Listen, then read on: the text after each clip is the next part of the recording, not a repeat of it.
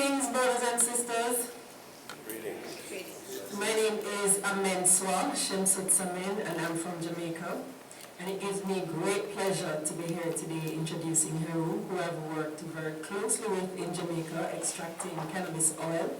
And so I'm very aware of the great work he's doing with Herbal Results, his company, Herbal Results.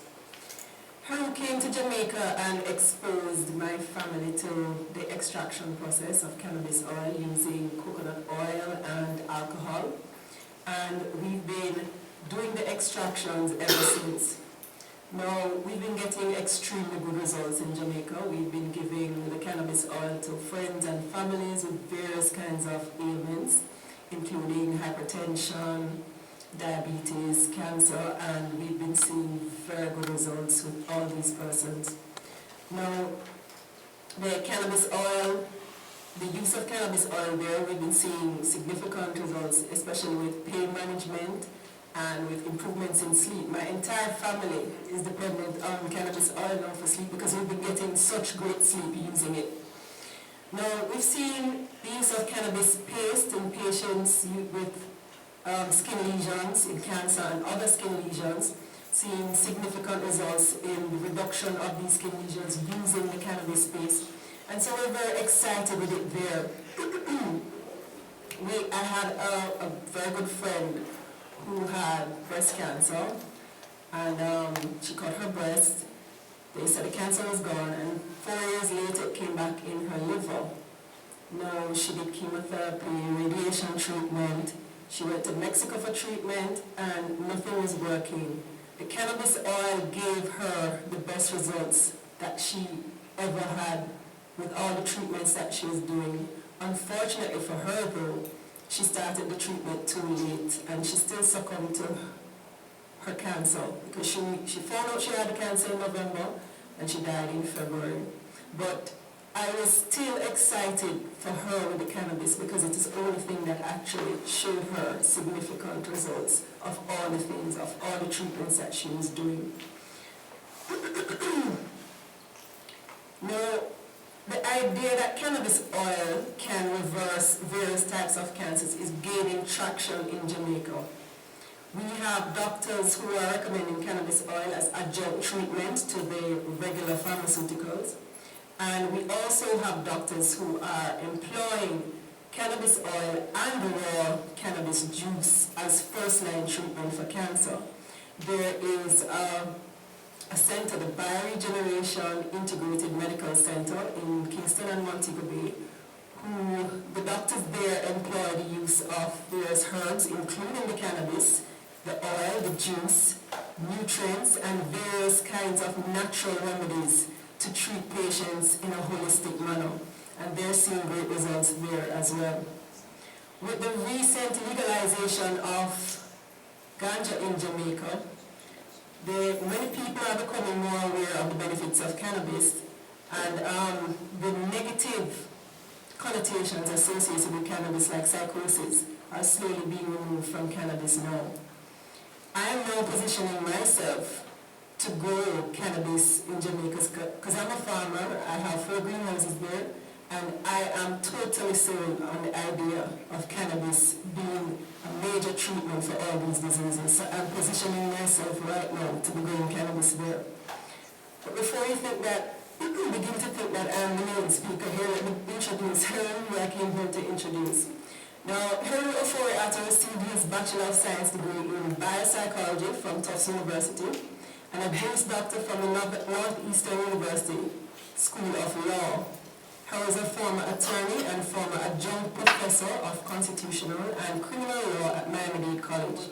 In addition, Heru is certified in solar installation and design from the U.S. Solar Institute in Davie, Florida. Heru is presently the Senior Vice President of Ocean Thermal Energy Corporation, Special Advisor to the University of the Virgin Islands Caribbean Green Technology Center, and the founder and CEO of Herbal Results, a full-spectrum healing herbal extraction company specializing in olive leaf extract and oregano oil for major illness reversal. Heru has developed his own extraction techniques and has personally reversed the health conditions of people who have taken his extracts. He has had his extracts tested and verified by the University of the West Indies, Mona in Kingston, Jamaica, and he's presently working with clients to institute case studies in herbal extracts as a panacea medical solution for the Caribbean population. Harry also lectures and conducts workshops worldwide on the science of the human endocannabinoid system, cannabis oil, olive leaf extract, oregano oil, extraction techniques, illness reversal, dosages, legislative policy, and much more.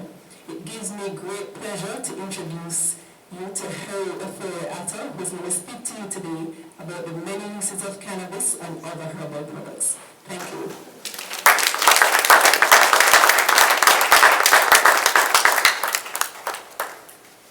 All right. Good evening. Thank you, Ms. Well, thank you, Ross Bobby. I'm going to stay away from the mic. I understand they have a new microphone system that's supposed to be in the ceilings, and it's not working out very well acoustically. But can you hear me fine? Yes. Yeah, better. All right. Here we go. I'm going to first talk about herbs in general, and then I'm going to get very specific on cannabis because that's what everyone is here for.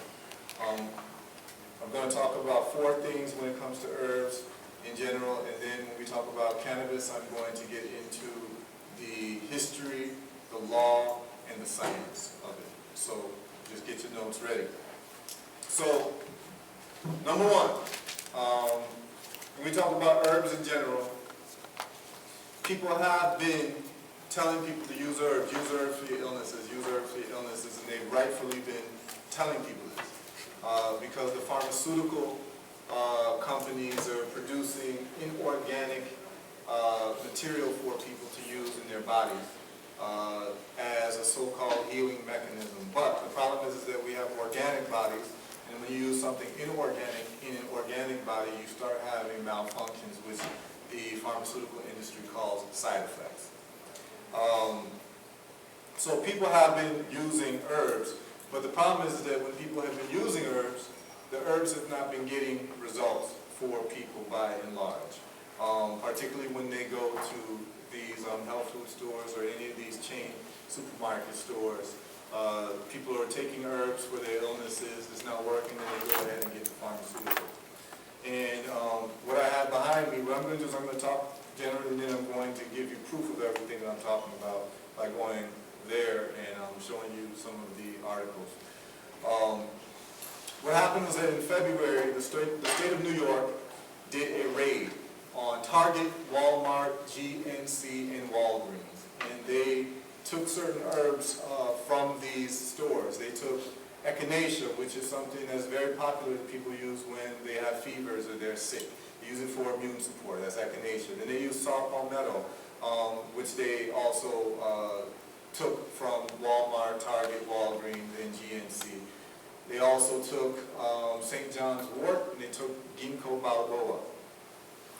When they ran these samples, these random samples, through DNA analysis, they found that up to 80% of the bottles that they tested for the capsules were not the herbs that they said they were. They found that over 80% of the herbs, and at Walmart specifically, they found 100% of the herbs that they took randomly at Walmart were not the herbs that they said they were. What was inside of these capsules? They found the majority of these capsules actually did not have echinacea, they did not have palmetto, they did not have ginkgo biloba, they did not have St. John's wort. They actually had rice powder and household plants in them. And that's what this article is. Massive herbal supplement scam uncovered. Walmart, Target, GNC accused of selling bogus products. So what's happening is that people were taking these herbs, to give you a scroll up and down, and we'll go through it.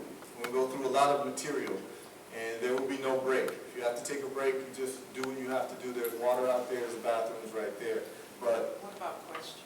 Yes, there will be questions at the end. At the end. Yes, absolutely. But if there's something that's very pressing that you don't understand, it's probably other people who don't understand it. Just raise your hand, and I'll stop, and I'll, if there's something very pressing, right?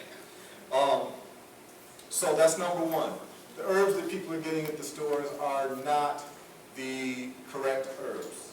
They are frauds. So people are not getting healed. Then when you do further research, you find out that the same companies that own a lot of these major herbal companies are actually owned by the pharmaceutical companies. So what happens is that the pharmaceutical companies are double dipping. And that's why you find stores selling these supplements. They also have a pharmacy section, right? When you go to the States, you go to the major stores, you buy food, which is not really food.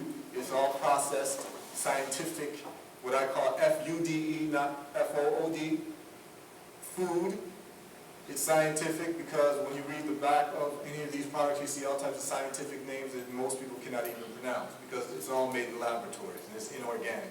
So you're getting sick and they know you're going to get sick, so they have a pharmacy there for you for your convenience. That's why I call it a convenience store. So the pharmaceutical companies are giving you bogus herbs. You're not being healed. You go ahead and take your pharmacy prescriptions, and then you have to get other prescriptions for your prescriptions because of the side effects from the original prescription, right? That's number one. Number two, the biggest problem that people are facing when they do get the right herbs is that a lot of the herbs that people are taking are not absorbed into people's bodies correctly. They're taking the solid form of herbs. So they get the herb, they grind it, they put it in a capsule for you. And we're finding that when you check people's stool, over 50% of the time, the capsules are not actually being dissolved in the stomach. And unopened, undissolved capsules are actually found in people's stool. So it's actually not even being processed in your body. And even if it does get processed in your body, studies have found that only 10 to 30% of the powder form in the capsule is actually absorbed into the body in terms of digestion and then absorption. So if you want to take herbs for medicinal reasons, the best way to take herbs, the strongest form of it, is taking the liquid form of the herb. Okay, you all follow me? Yes. Because they've done studies that found out that when you take the liquid form of the herb, it has a 90 to 98% absorption rate, right? So let's say you're taking golden seal. If you're taking powdered golden seal, 1 teaspoon of powdered golden seal, or 1 tablespoon of liquid golden seal, you're going to have 30% absorption here, and you're going to have 90 to 98% absorption here, which means you're going to have to take so many more times of this powder to equal the same amount of liquid. Following me? Yes. And that's why people aren't healing the way that they need to be healing. The third reason is that when people are taking the liquid form of the herb, they're usually juicing the whole plant. Now, there's a lot of people who argue with me and say, oh, you need the whole plant, you need the whole plant. But I've actually done the test on this myself. Anybody who's talking to you about science and herbs, whatever, should have used the products themselves or should have used their own scientific experiments themselves. The best scientists are the ones who use their own scientific products. You should test it on yourself. So I tested on myself. I use it with other people. What I'm finding is that when you're juicing the whole herb, when you take the liquid, so now you're in the liquid phase. So you're properly taking the liquid, 98% absorption. Well, what happens is that when you're taking the liquid form, you're taking the whole plant, but there are certain parts of the plant that are the medicinal aspects of the plant. They represent the medicinal aspect of the plant. We can start getting a little bit more specific about it. But when you take the liquid whole plant, and you take the extracted medicinal part of the plant, let's say 1 tablespoon of the liquid whole plant, and you take 1 tablespoon of the extracted part of the plant, we're finding that the results are with the extraction of the medicinal component. So you're taking 1 tablespoon of the extracted medicinal component is many times stronger than just taking the whole extracted liquid part of the plant. Are you following me? Okay. We're finding that you have better results. Now when we talk about extraction, this is actually the most important part of it. And this is where a lot of people are missing out when you start talking about extraction, because now you have to deal with science. You have to deal with the active ingredient of different plants. And the active ingredients of different plants have different properties. And they have different solubilities. And the key word would be solubility. And what is solubility? Solubility is the ability of a substance from a plant to migrate into a substrate or another liquid, let's just call it, or another medium. So water can be another medium. And a lot of people actually are engaged in the extraction when they boil tea. When you're actually boiling tea of an herb, you're actually doing a scientific extraction because you're saying that there's something in this plant that is water soluble that would be medicinal. The problem is that many people boil plants for tea, but not all plants have a medicinal aspect that act the same way in different mediums. What do I mean by that? For instance, olive leaf, which is something I deal with very seriously. The active ingredient of olive leaf is a compound called All-European. All-European is water soluble, which means that you can boil it in water and you can extract the active medicinal ingredient. Olive leaf is a very powerful plant because it deals with reversal of high blood pressure, it deals with reversal of diabetes, high blood sugar, it deals with killing all known viruses, bacteria, and fungus and fungi known to mankind. So we're talking about chikungunya, we're talking about herpes, we're talking about HIV viral loads being completely eradicated, and I have the studies to show all of this. We're talking about any type of viral infections, bacterial infections, olive leaf will kill it. But you have to actually extract the medicinal component to a sufficient value to be able to actually take it to see the results. Because at the end of the day, a sick person just wants results. They don't want too much debate, right? They don't want too many arguments. Someone's sick, they just want results. They don't want to be sick anymore. So your job as a healer or as an herbalist or anybody, a family member, is to give them the strongest, most effective medicine possible. So knowing solubility and extraction is extremely, extremely important. The other plant that I deal with is oregano. Oregano is a very powerful plant as well. It doesn't work as well with high blood pressure, diabetes, but it's a great killer of bacteria, funguses, viruses. It's also a great painkiller. It's also great for topical applications when you have any type of skin issues. If you have serious bug bites and it's hurting you, you put the oregano oil within 10 seconds, and I've timed this, within 10 seconds the pain goes away. You take it internally, you have back pain, the pain goes away. So it's a very important plant. However, the active ingredient of oregano is an ingredient called carvacrol. Carvacrol is not water soluble. Carvacrol is fat soluble. So therefore, if you boil oregano as a tea and you drink it, you're wasting your time. Because the carvacrol will not migrate into the water. This is very important because a lot of people get herbs and they boil herbs as tea. That's the main way that a lot of people take herbs. They take the herbs, they boil it as tea. But if you don't know what the active ingredient is, and you don't know the properties of the active ingredient, and if it's not water soluble, you are wasting your time. Let me give you another example. Cannabis. For years and years and years, grandmothers in Africa and the Caribbean have been making cannabis tea. Take the cannabis leaves or take the cannabis bud and boil it into water. Well, it turns out that cannabinoids are fat soluble. They are not water soluble. So if you boil cannabis as tea and drink it, you're wasting your time in terms of the full medicinal aspect. Other aspects will come out of the plant, but not the cannabinoids. The cannabinoids are fat soluble. That's why when you smoke a spliff or smoke a chalwa, you get high. The reason why you get high is that the cannabis is actually migrating from your lungs into your bloodstream into a part of your brain called the blood-brain barrier. The blood-brain barrier is covered by lipids. Lipids is another word of saying fats. So cannabinoids are lipophilic. Philic meaning love. They love fats. They are fatophilic, you can say. But the scientific word is lipophilic. All right? Lipophobic would mean that they hate fats. Right? So what happens is that when you smoke the cannabis, the smoke goes into your blood, through your brain, and it actually is attracted to the blood-brain barrier, which is a lipid, and it migrates from the lipid into your brain, and then you get high. If cannabinoids were not fat soluble, you would not get high when you smoke. So this is very important. For example, turmeric. Turmeric is a great, and back to the cannabis tea before I go into turmeric, those who know notice that all of a sudden when the grandmothers add milk to the cannabis tea, all of a sudden people are getting high. Why is that? Milk is a fat. So when you add the milk to it, you're actually making a fat now, and the cannabis is now migrating into the milk, and when you drink it, now you're getting high. Whereas before you're drinking it as water and you're not getting high. There's a reason for this. It's scientific. I'll give you another example.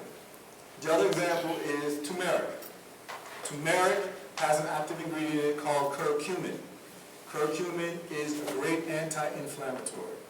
What do you mean by anti-inflammatory? Well, most of these sicknesses that you're finding are actually based on inflammation. And any sickness that you have that ends with an itis means inflammation. Arthritis means the inflammation of your joints. Gingivitis means the inflammation of your gums. It goes on and on and on. Any type of conjunctivitis, any type of itis. When you see itis, which is a Latin term, it just means inflammation, which means that turmeric would be good for it. But the problem is that the curcumin, which is the active ingredient in turmeric, is not water soluble. It is fat soluble. So therefore, if you get turmeric, if an herbalist gives you turmeric and you boil it as tea, you're wasting your time. Because the active ingredient will not travel into the water, it will be stuck into the plant material. Until you extract it with an oil.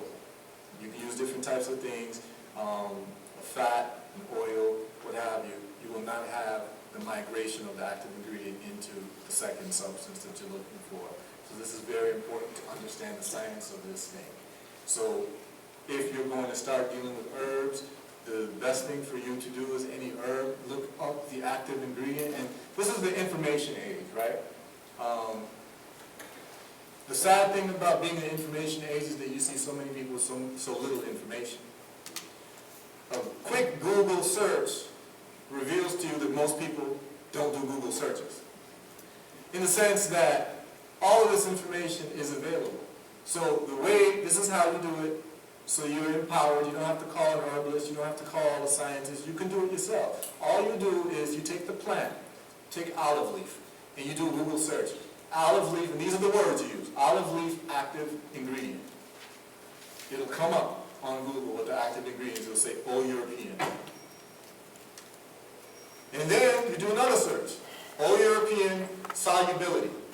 And it will tell you whether it's soluble in alcohol, and alcohol is another medium that you can use for extraction of certain types of compounds as well. Alcohol will extract cannabinoids very well. It will extract All European very well out of olive leaf. However, there are other compounds in other plants that if you use alcohol for, it will actually kill the active ingredient. So you can just do a Google search, put in whatever plant you're interested in, oregano, active ingredient. You're going to see carvacrol come up. Then you put in carvacrol solubility. It will tell you whether it's fat soluble, water soluble, whatever. If you want to take it a step further, you put in the plant or the active ingredient, and then you put in these 4 letters, MSDS, in your Google search. MSDS stands for Material Safety Data Sheet.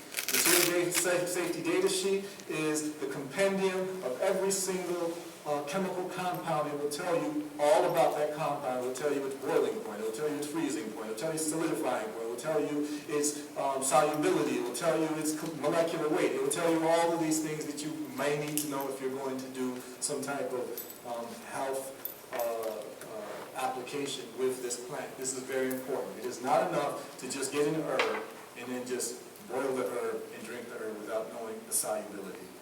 That is very important. Now, that we've dealt with those 4 reasons why herbs haven't been working for people as effectively or efficaciously as they should, we're going to now get into the 4 plants that, from my experience and from the results that I've seen, are the 4 plants that you're going to need to master, that every human being should master. And the reason why you should master this, and don't leave it to someone like me to just tell you this, is because you are responsible for your own health. Nobody should know your body better than you. Nobody. Healing is not a spectator sport. It's your body. You should know it better than anybody else. So it's important that you're able to do some due diligence. And the 4 plants, in my estimation, are the most important plants in terms of human health are olive leaf, number 1, which I've talked about. Oregano, number 2, which I've talked about. Cannabis, number 3, which we're about to talk about in depth. And number 4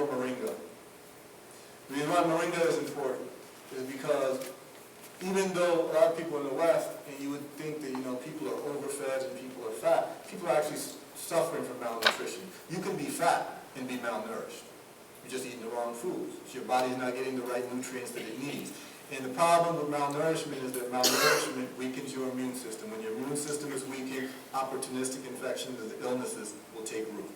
So, just by having a good nutritional profile in your diet will take away most of the problems that most people have. That's why moringa is so important. And we're going to get into nutritional profile of moringa. The nutritional profile of moringa is completely off the charts. And so, when you deal with moringa, you can, because you're using it for nutrition, I would advise the whole plant, not extracting any medicinal component because you're using it for nutrition and not necessarily for reversing a particular illness. So there's a different application because you're not using it medicinally, so to speak. So moringa, you take the whole moringa, you can sprinkle it in your food, you can eat it, the leaves, you can grind it as a powder, all of that. That's fine, you can do that because you're eating it as food. So I'm going to now go over here. We're going to go over some slides. Just get your notes ready, and we are going to get deep into it. All right, let's look at moringa. Let's look at the nutritional profile of moringa. Moringa has 7 times more vitamin C than an orange. It has 4 times more vitamin A than carrot. It has 4 times more calcium than milk, 3 times more potassium than banana, 3 times more iron than spinach, 3 times more vitamin E than almonds, all in just one plant. Yes, the leaves, you can use the leaves, you can use the seed. The moringa seed is actually very good for water purification. If you have water and the water is not pure, you can actually put the seeds into the water and the moringa seeds will purify your water. So when we talk about moringa for nutrition, you're talking about the seeds, you're talking about the leaf, all of that. The powder, that you can get from the leaves or what have you, is very important. So, as a matter of fact, in different parts of the world where people are suffering from different illnesses, they're using moringa, and moringa alone is reversing a lot of the illnesses in different parts of the world. So that's the nutritional profile of moringa. Let's move into cannabis now. I want to let's just go over the quick history of cannabis, a historical timeline very briefly. And this is a historical timeline that I found online that goes from 2900 BC to the present in terms of the use.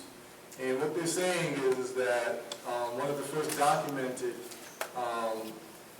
people who were using marijuana or cannabis as a medicine was the Chinese Emperor Fu Hisi, and that's 2900 BC, where cannabis was being used medicinally.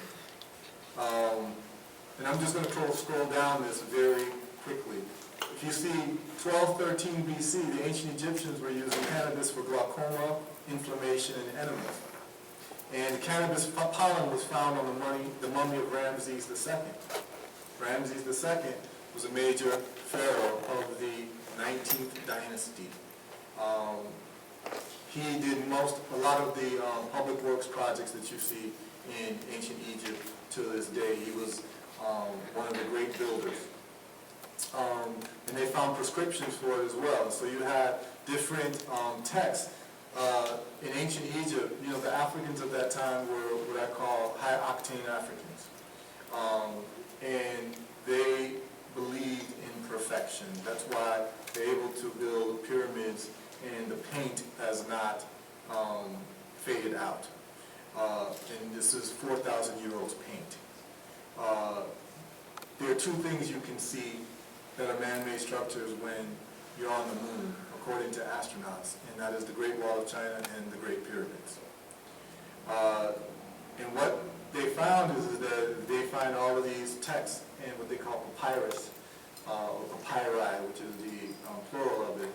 And you have papyruses such as the Ebers papyrus, which is one of the first pharmacopoeias in the world, which talk about different types of pharmaceutical plant applications for different illnesses. That's the Ebers papyrus. You have the Edwin Smith. Don't worry about the names. The names are just after the Europeans who found or rediscovered the papyrus, so they have the names. That's not what they were originally called, but that's what they're properly known as, and you can go into Google and search.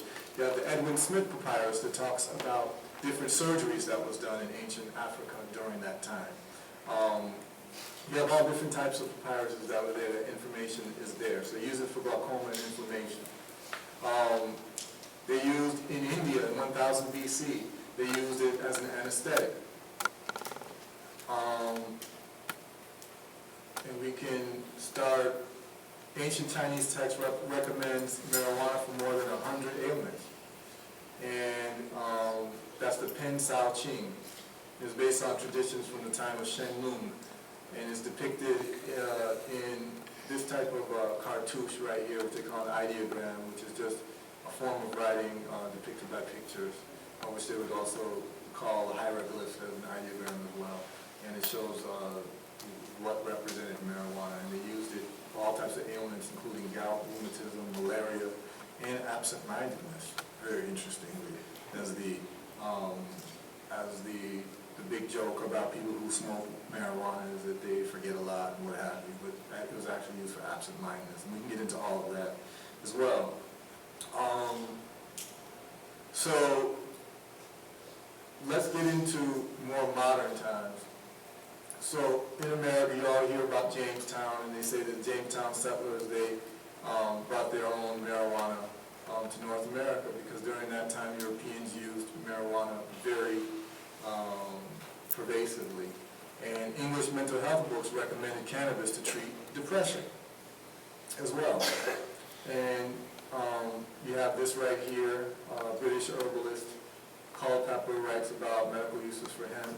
And then, of course, you've heard about George Washington growing hemp in his own backyard. Thomas Jefferson hemp, and their Declaration of Independence is written on hemp. The Constitution, the American Constitution, is written on hemp. The General Napoleon, a great enemy to Africans, by the way. The Haitians dealt with him very nicely. But they say that he brought marijuana from Egypt to France. And you have someone like Queen Victoria, Big Bacra, but she used it for menstrual cramps as well. And it became mainstream in European medicine in the 19th century, headed by a doctor named Joseph Moreau, and that's in there. And in 1850, marijuana was added to the U.S. Pharmacopoeia, which is let's just call it like an almanac for medicinal preparations for different illnesses.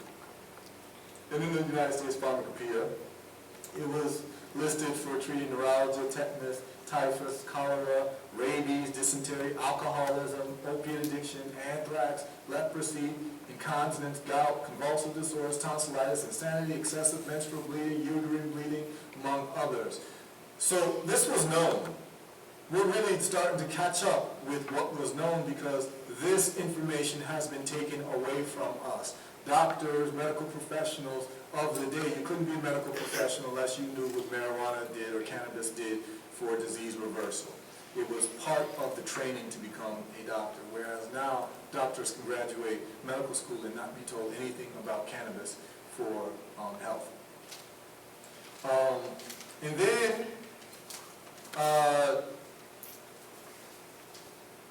so that's South Asia, used for asthma, bronchitis, loss of appetite.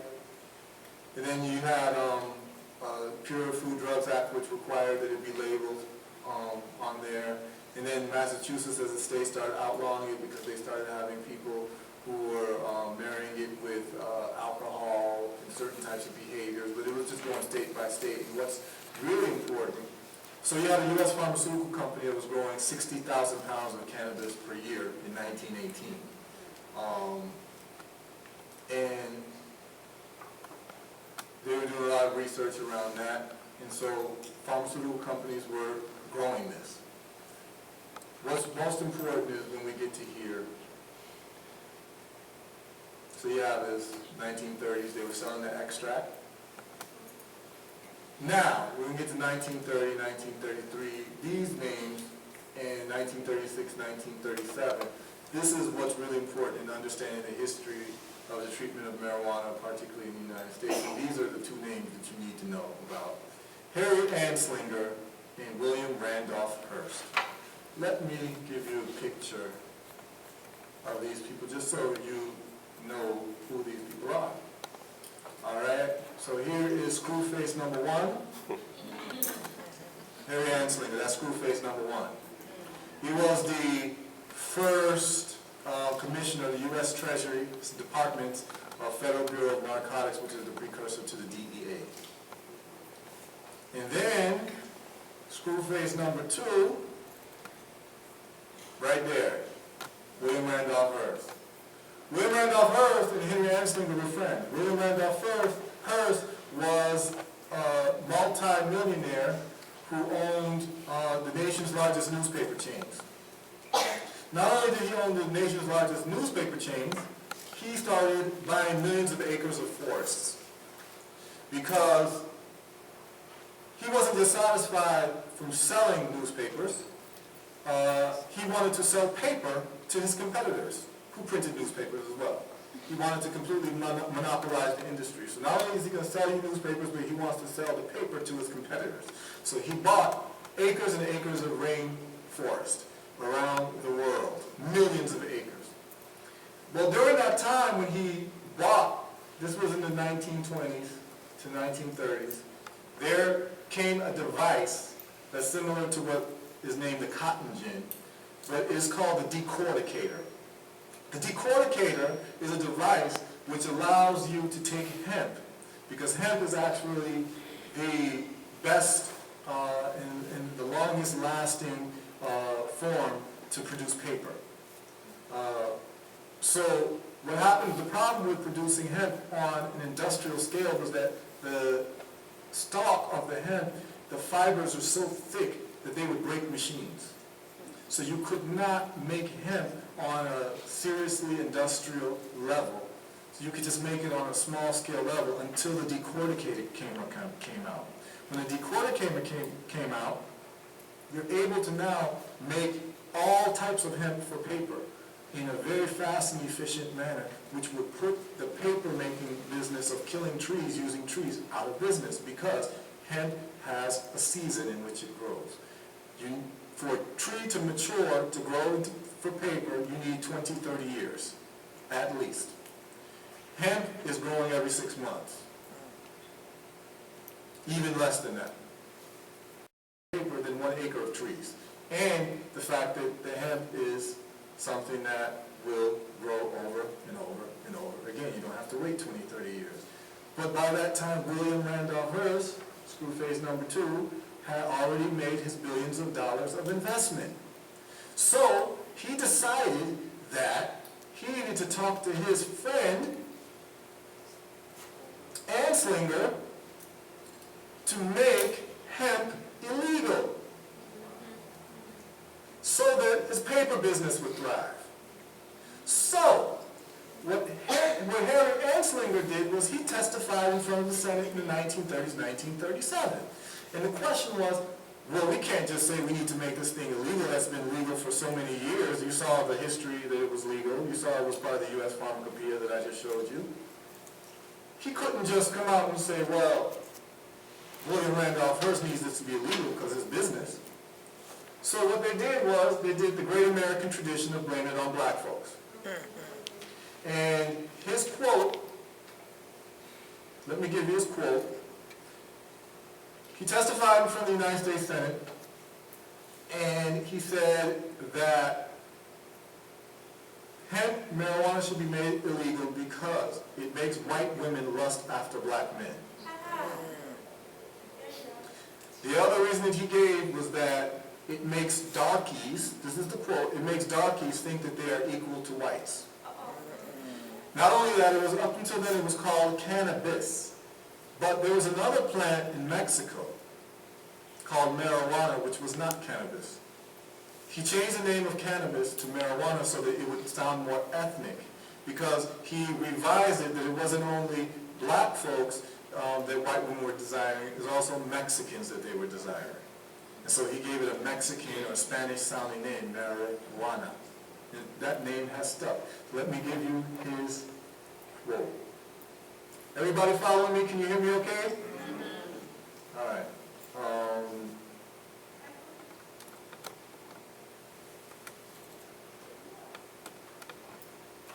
Yes, here we go.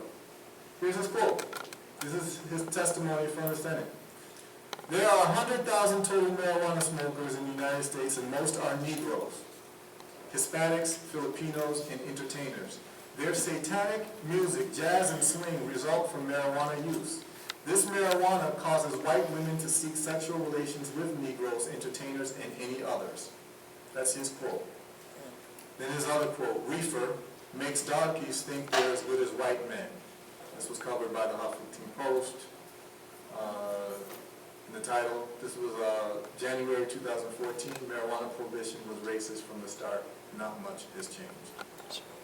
And I'm going to get into law and the legal challenges. We have some attorneys in here, and we have some doctors here, so I want to be able to serve both populations in terms of the challenge, the constitutional challenge, the legal constitutional challenge for the lawyers in here, and also the medicinal applications for the doctors in here, and then for everyone else as well. So that gives you the context of what happened with marijuana being illegal. And so in 1937, after this man's testimony, they passed the Marijuana Stamp Act, which made marijuana illegal in the United States. And then in 1970, one of the biggest backroom men of all time, Richard Nixon, put out a commission called the Schaefer Commission on the Controlled Substances Act. And that is where they made marijuana this is in 1970, they made marijuana a Schedule I drug. And that was from Richard Nixon. But the interesting thing during that commission is that Schaefer, the head of the commission, was told to find marijuana, do research on marijuana, and find marijuana, bad and illegal and what have you.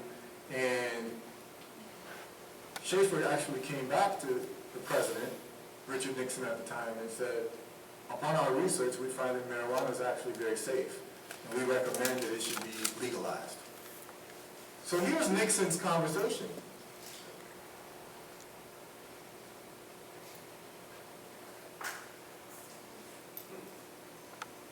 They have recordings of Nixon. So here's the recording with his aides. So the day before the commission released its findings, indicate that the White House intended to bury the report's findings. Speaking with his domestic policy advisor, John Ehrlichman, Nixon affirmed that his administration would not endorse the commission's recommendations to decriminalize the private possession of the use of pot. Here's Richard Nixon on tape. Nixon, what is your feeling about this damn report, this thing? Ehrlichman, a lousy report. Nixon, can we give an inch on this? Ehrlichman, no sir, there is no place. Nixon, how was he able to sell all that inaudible? Ehrlichman, well, I never understood what went on in that commission, because this guy, for instance, from Rockford is and then you have Nixon identifying a guy, John Howard. And Ehrlichman says he's a Rockford conservative, so they were thinking that he was going to side with Nixon. And they said, well, what do you think about legalizing the use and possession of marijuana? Ehrlichman, it's a crazy rule. What they've done is they've come halfway. It's like liquor. There would be no law against consuming liquor at home, and there'd be a law against selling it. Now, how the hell can you make that work? Nixon, well, I made it clear enough to him that I don't endorse it. And then Ehrlichman, he's not under any illusions, and I made it very clear to him before he came in here so that he's not under any misapprehension. So this was against the facts. They wanted marijuana to be found detrimental to the human health, and when the report came back from the Schaefer Commission, he ignored it and made marijuana a Schedule I drug. What does that mean, Schedule I drug? So that you understand the history of this thing. Let's get into drug classification. Then we're going to get into the VI law as well. The federal classification is that a Schedule I controlled substance, substances in this schedule have no currently accepted medical use in the United States, a lack of accepted safety for use under medical supervision, and a high potential for abuse. Some examples of substances listed in Schedule I are heroin, lysergic acid, LSD, marijuana, cannabis, peyote, methadone, and methamphetamine, and ecstasy. So they group marijuana with all of this, and that's Schedule I, but the standard is that it has to meet 3 specific hurdles. It has to have no currently accepted medical use in the United States.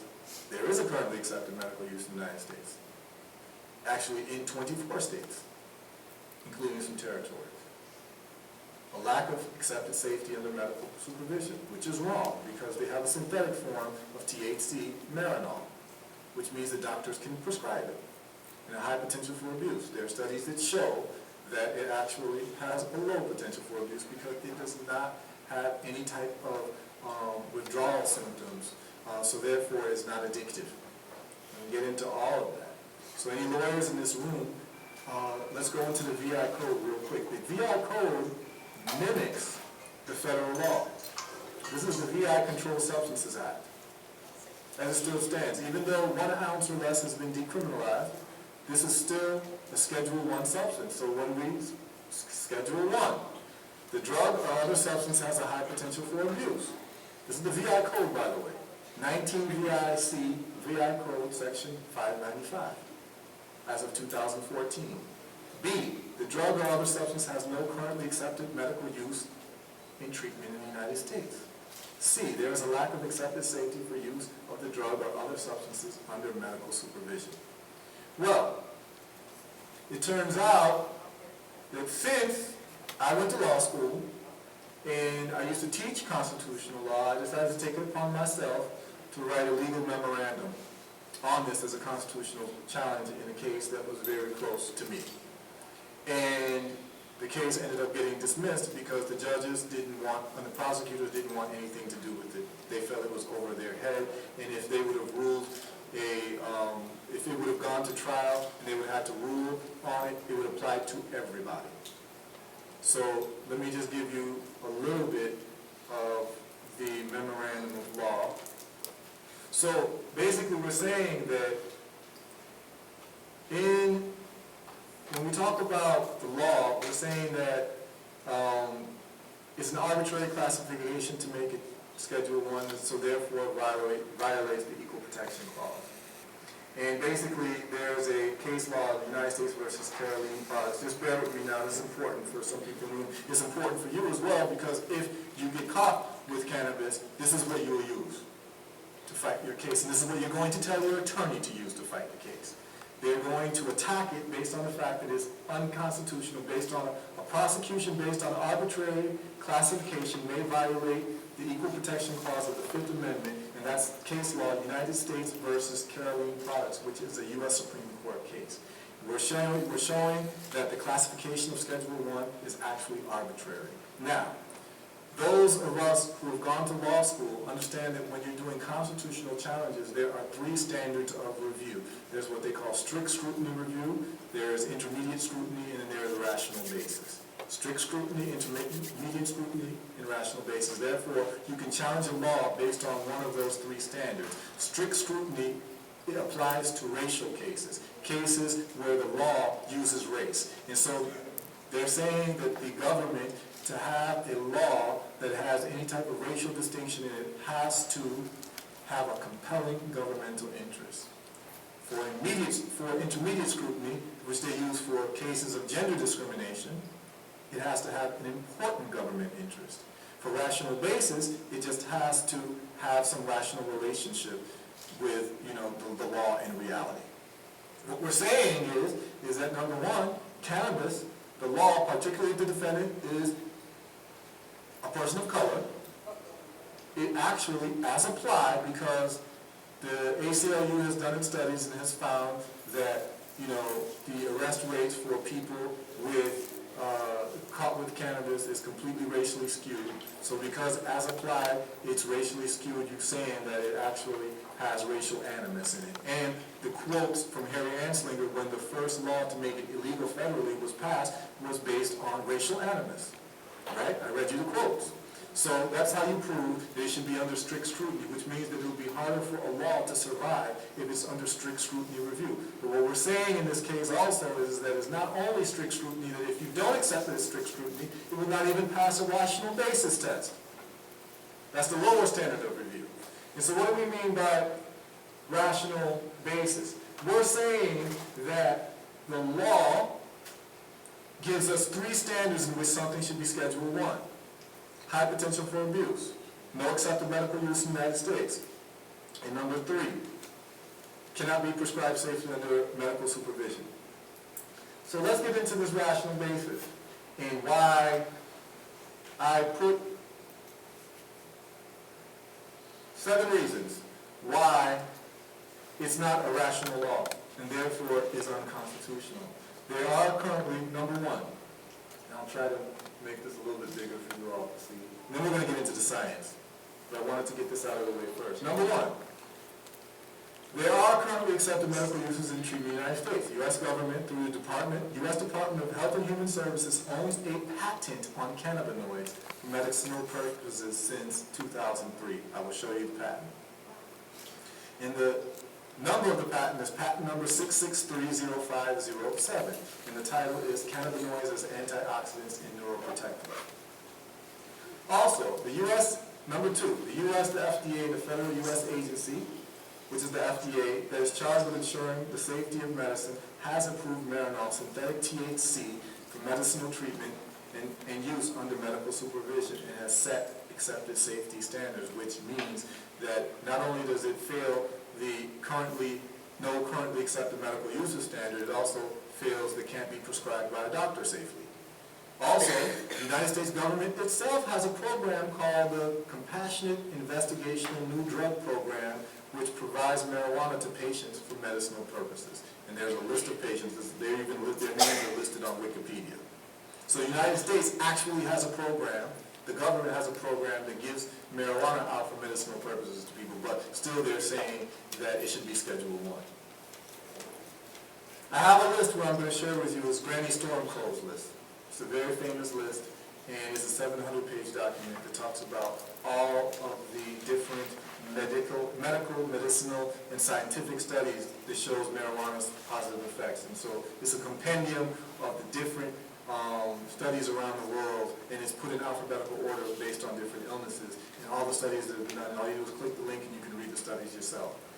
And there are also currently accepted medical uses in treatment in the United States, evidenced by the fact that 24 out of 50 states, and Washington, D.C., along with the U.S. territories of Guam and the U.S. Virgin Islands, have passed medical marijuana legislation. What they did in the VI is they passed a referendum that allows the Senate to actually make a law on medical marijuana, and that passed last voting cycle. And this is about the Florida law. They passed a law to allow low THC and high CBD as well. And then there's this case by administrative judge Francis L. Young. He is the DEA administrative law judge, and it was a case in 1988 where they had a hearing for marijuana medical rescheduling. And here's what Judge Francis Young said. Nearly all medicines have toxic, potentially lethal effects, but marijuana, cannabis, is not such a substance. There is no record in the extensive medical literature describing a proven documented cannabis-induced fatality. At present, It is estimated that cannabis, LD50, I'm going to get to LD50's lethal dosage for 50% of the population, is around 1 to 20,000 or 1 to 40,000. In layman terms, this means that in order to induce death, a marijuana smoker would have to consume 20,000 to 40,000 times as much cannabis as is contained in one marijuana cigarette, a joint. NIDA, which is National Institute for Drug Addiction, supplied marijuana cigarettes weighing approximately 0.9 grams. A smoker would theoretically have to consume 1,500 pounds of cannabis within 15 minutes to induce a lethal response. In practical terms, cannabis cannot induce a lethal response as a result of drug-related toxicity. The other argument that I used is Florida's, this was a Florida case, but also the federal law, it actually violates the Constitution's full faith and credit clause. Full faith and credit clause says that let me read what the full faith and credit clause says. The full faith and credit shall be given in each state to the public acts, records, and judicial proceedings of every other state. And Congress may, by general laws, prescribe the manner in which such acts, records, and proceedings shall be proved and the effect thereof. Well, you have over 23 states that have in their public acts and records medicinal marijuana laws. And so for one state to not recognize that that exists in their definition of Schedule 1, saying that it's not recognized as medicinally used anywhere in the United States is actually, as I argue, a violation of the full faith and credit clause of Article 4 of the U.S. Constitution. Well, suffice it to say that when the prosecutor saw this, the case was dismissed. And the judge didn't even want to touch it. And I would advise all lawyers in this room to just contact me. I will give you this memorandum of law for free. So that whenever you have a case, you just change the defendant and the state, and you use this as your pleadings, and you will see the case get dismissed because they don't want to deal with this. This has huge implications for the system because if they find that the law in Virgin Islands is unconstitutional, they will have to find it unconstitutional as applied to everyone. So that's the legal part. Y'all following me? Yes. Oh, that's the case that United States versus Caroline Products. That's what talks about the standards. Just a quick question. Yes. Okay. We've in the case of people who have already been prosecuted and say like they're in jail right now. Yes. You could do what you call a habeas corpus. You do a habeas corpus petition, which is a challenge against the constitutionality. Okay. They could do a habeas corpus petition. And even in cases when with people found growing. Yeah, I mean, because it's possession of a Schedule 1 substance. So you're saying that it shouldn't be part of Schedule 1 Okay. because it's unconstitutional. And we have one of the top lawyers in the house here in the Virgin Islands. So he's in the house. I don't know if he wants to raise his hand, but he's someone that you could ask. He's a public defender. This is public record. It's not I'm not hiding him or anything like that. It's public record. He's paid by the VI government to defend these types of cases. Sam is in the back there. He's one of the heads of the public defender office, and so that's somebody that you want to talk to about these things. And I'm sharing this with Sam so he can take it forward and start challenging these in the VI Supreme Court. So that's what's happening right now until they actually change the law. There's been some senators who are looking to change the scheduling called the CARES Act. You have Cory Booker, and you have Rand Paul, and Senator Hildebrand. But we don't know if that's going to pass. In the meantime, between time, this is what you use. Okay? Let's get into LD50 now. Now we're going to get into the science. All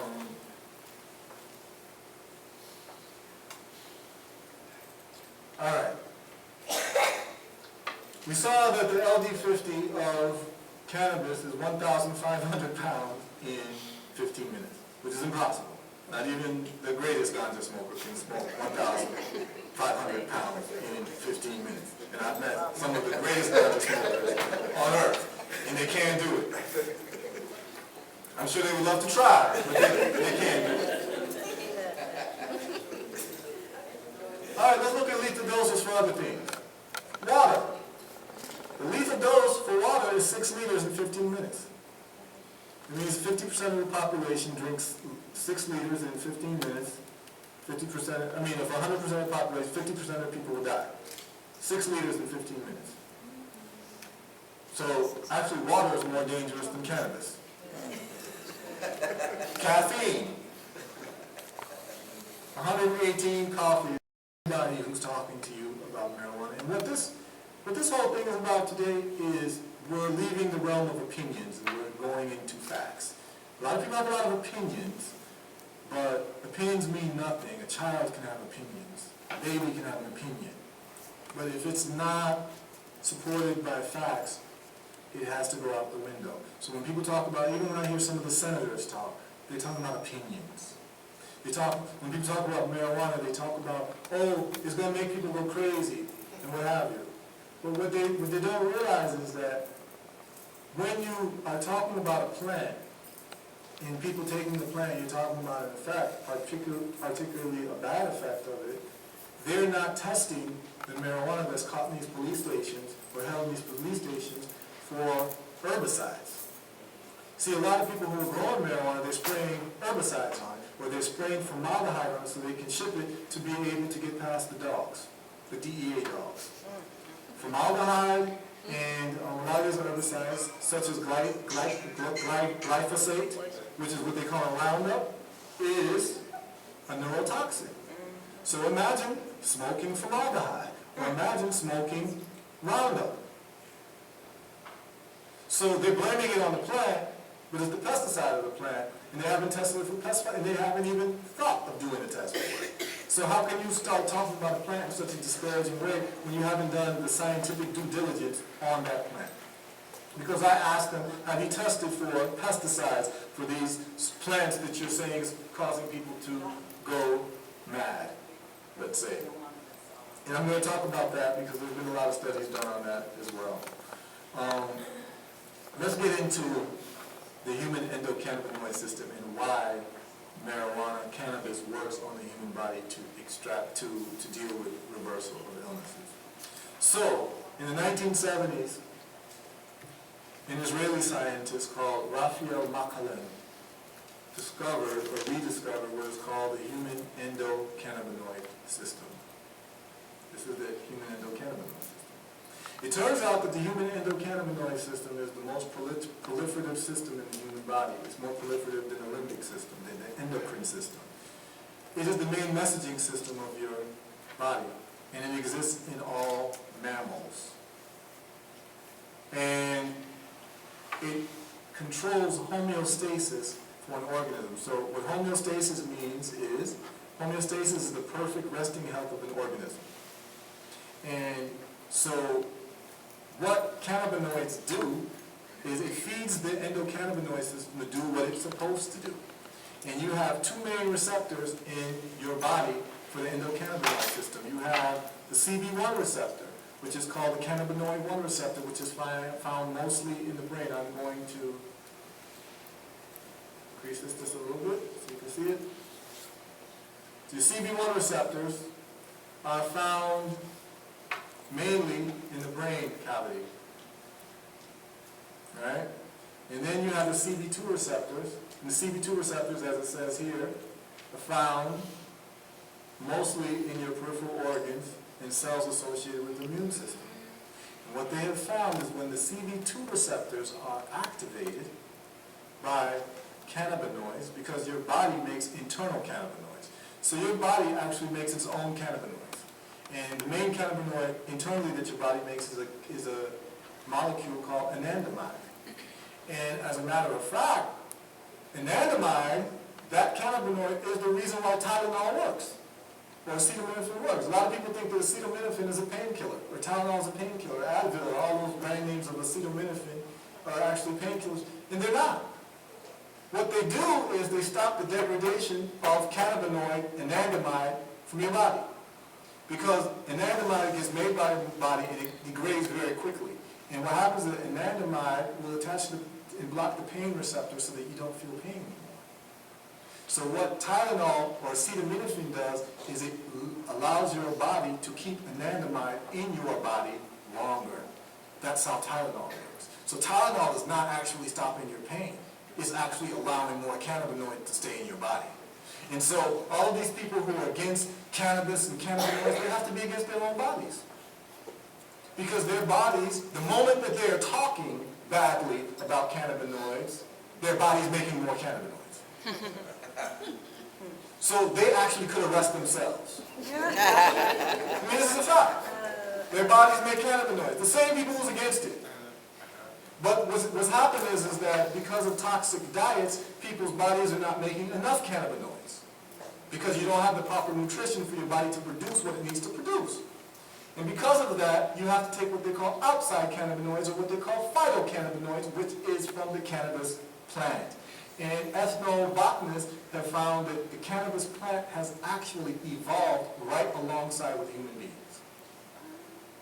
And when we talk about the cannabinoid, the plant, now when we talk about the CB1 and CB2 receptors, when you talk about healing yourself with the plant, you need to understand that cannabis is not cannabis.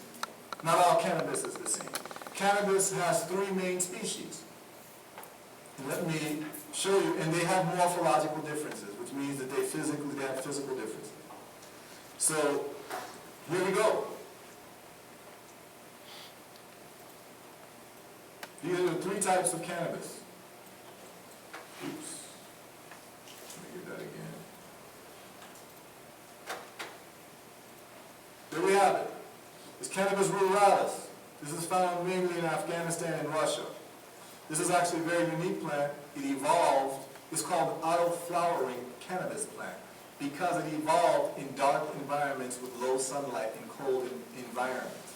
And what happens is that usually cannabis can be forced to grow based on light exposure, those people who know how to grow cannabis. You give it a couple of weeks of constant light, 18 hours of light, and then when you're ready for it to bud, you give it 12 hours of light and it will start to bud. It's mimicking the seasons, summer into fall. However, ruderalis doesn't care. Ruderalis is an auto-flowering plant. You plant it from seed and it will bud in 4 weeks regardless of how much light you have. It's an auto-flowering plant. Evolution. It evolved. So here's sativa. Sativa can grow up to 10 feet tall. This is what they use for hemp fiber because of the stem. This is what they use for industrial hemp. Sativa is a tall plant. It takes longer to grow, and it has thin, light green leaves. Being able to identify the difference is important when you're talking about medicine because we're going to talk about the receptors. Indica is a shorter plant. It grows quicker.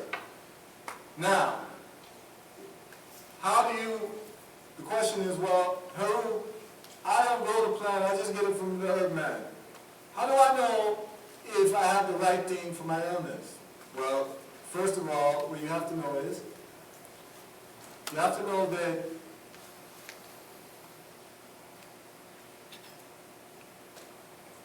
sativa, oil from sativa, reacts with the CB1 receptors, which is in the brain, which means that the sativa oil is good for neurodegenerative diseases such as Alzheimer's, such as Parkinson's, such as epilepsy and grand mal seizures, such as post-traumatic stress disorder. As a matter of fact, the United States government has just finished doing clinical trials with their veterans who have post-traumatic stress disorder and using sativa oil. So any neurodegenerative diseases, you want sativa oil because it attaches to the CB1 receptors, which is in your brain. Okay? It says right here, CB1 receptors are concentrated in the brain and central nervous system, but also sparsely populate other parts of the human body, just mainly your brain. And then you have your CB2 receptors. Indica oil interacts with your CB2 receptors. Remember, your CB2 receptors are really what's dealing with your immune system. And what they've noticed is that when you have indica oil, it attaches to your CB2 receptors and it commands your white blood cells to hunt, find, and kill selectively cancer cells. They have observed this under petri dishes in microscopes. I have video of it. I can show, but right now I'm not showing videos. And that's why indica oil is so good in reversing cancer. And so if you have any types of body illnesses, so let's just say, for instance, that someone has prostate cancer, which oil would you use? Huh? Say it loud. Indica. If someone has Alzheimer's, which oil would you use? Sativa. All right, doing good. Just that alone you could leave because you learn more than 99% of the population. People just don't know this. Now, the question becomes, how do I know when I buy that dime bag or when I buy that ounce from my ganja man that it's indica or sativa? I say simple. Smoke it, you fool. And what you do is this. What you do is you roll it up, you roll up a sample, and you smoke it. And when you smoke it, if it makes you relaxed and drowsy, or you feel like you just want to chill, and you have what they call couch lock, like you're locked to the couch, and you got a good indica. Those who have smoked ganja, and I can tell by the audience, there's a few people who have in this crowd. That when you smoke certain herb, it makes you feel different. And this is what indica does to you because it's working on your CB2 receptors, your body. That's why it makes your body relax. Now, sativa is working on your CB1 receptors, so when you smoke sativa, guess what happens? You become the greatest philosopher on earth. Right? You start philosophizing on the color blue.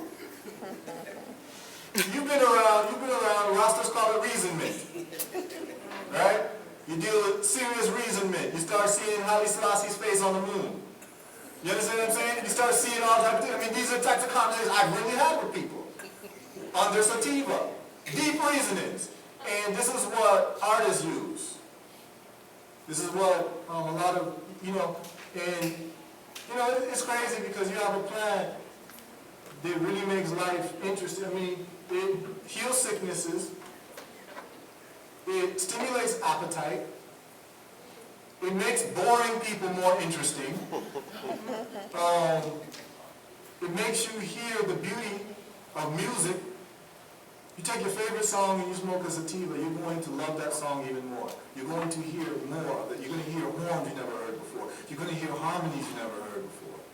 It makes you more creative.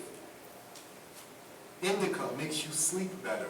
One thing that I have found is that most people that I have dealt with, that I didn't know this before I started dealing with this, is that most people that I meet have sleep disorders. I have so many people coming up to me saying, "Brethren, I haven't slept in 7 years.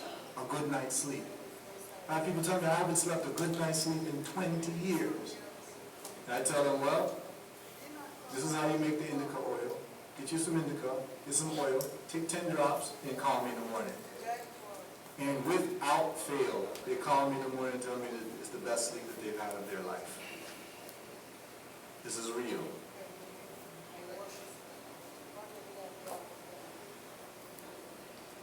We're going to get into some case studies, and then I'm going to get into the making of the oil so that you can make it for yourself. Let's look at this case reports in oncology. Now, case reports in oncology is a very prestigious journal. Oncology means cancer. Your oncologist is a cancer doctor. And this is a case here of a 14-year-old girl who had end-stage terminal acute lymphoblastic leukemia. And anytime you're talking about medicine, or whether something is effective or not, you have to look at what they call a dose-response curve. That means that the illness is responding to the dosage of the medicine that you're giving the person. So you would see that over time and over dosage, the illness should be tapering down while you're increasing the dosage over time. Let's look at this. I'm not going to get into all of the text, but I'm going to show you all some graphs, because the graph speaks for itself. All right, here we go. This is a 78-day treatment. Can you all see this okay? You can see it all right? Yes. Yes. All right, let me see if I can make it just a little bit bigger. All right, I think that's better, right? Yes. All right, let's look at this. So, she was given, so she has leukemia. What type of oil was she given? Hemp. Huh? Hemp. No, but which type? Sativa or indica? Indica. Indica. Okay, y'all are coming along. She starts taking 0.05 grams. Day 0, look at her count. By day 5, she's here. She's at 0.05 grams. You've seen it, it's gone up. Because what's happening is that her cancer is getting progressively worse. By day 5, you start seeing it go down. You see the blast count go down. She's at day 11, and she's at 1/10 of a gram of oil. And the blast count has gone down to from 374 to 128, more than 50%. By day 15, she's here. And by day 29, and what happened here? The jump here is very important. The jump here is that she was given another oil. They ran out of the oil she was given. And she was given an inferior oil. This is why it's important for you to learn how to make the oil yourself. Because there are a lot of unscrupulous people. Okay? They're selling the oil for thousands and thousands of dollars because the plant material is very expensive. But what's happening is that the people who grow, they're growing the bud to sell on the street. Because people want to have bud and smoke bud, right? So they're selling the high-grade bud. And then, as you take the plant, to be able to bag it in the bud, you have to cut off the trimmings. They call it trim or shake, which is mainly leaves. So you have all this plant material there with leaves. And so what some people are doing is they're making oil out of the leaves. So they're double dipping. They're getting money from selling the bud to people who just want to smoke it. So they're getting thousands of dollars from that. And then they figure out, well, let me do something with this trim and try to sell that too. So they make the oil from the trim. And the trim is the leaves, which has very, very, very little amount of cannabinoids. So they make the oil, and then they sell the oil for thousands of dollars. They sold, they're selling all of the plant, basically. They sold the bud, and now they're selling the oil from the leaves, and the oil from the leaves is not medicinal enough to handle end-stage cancer, and so people are getting dubious oil. That's what's happening. And so she was getting the oil, and you see that the count starts to go up until she gets the right oil again. And this is all documented in the case study. And you see it goes down to 0. So you see that she's up to 1 gram, then she goes down to 0.5, 0.5, 0.5. She's at 0, 0, 0. Day 62, the oil runs out. She gets another oil that's not the right oil. And then it goes down again because she gets the right oil. By day 76, her count is at 0. She's cancer-free. Unfortunately, she ends up dying from complications due to chemotherapy and surgery. Now let me tell you this. Most people that I've come across who are dying of cancer are not actually dying from cancer. They're dying from the chemotherapy. They're not able to survive chemotherapy. Because what chemotherapy does is that it kills everything. It's a slash and burn policy. It's basically the medical form of the United States of America drone policy. Right? The drone policy is you're looking for one terrorist in the neighborhood, you bomb everyone in the neighborhood to get one person. That's a so-called terrorist, and in this metaphor, the terrorist is the cancer cell. But then you have all these good cells around that get killed too. So when people are treated for cancer, the chemotherapy is what's making them lose weight, is making them lose their hair because their immune system is being completely destroyed. And now they're subject to all types of opportunistic infections. They end up dying from the infection before they die from the cancer. And that's what happened to this young lady here. That's why I say to people, it is very difficult because when people don't have this information, when someone has cancer, they're very scared. And to tell them that they should do the oil first, as a first-line treatment, they're not going to listen when they have a doctor in a white coat in office with his diplomas who doesn't know anything besides prescribing antibiotics. Because that's what's happening with most of these doctors. Most of y'all know you go see a doctor and they'll do, they'll check your blood pressure, this and that, and then you say that you're coughing or something. Anything, you bumped your toe, anything, they're going to prescribe antibiotics to you and charge you $300. And then move on to the next person. And that's what's happening.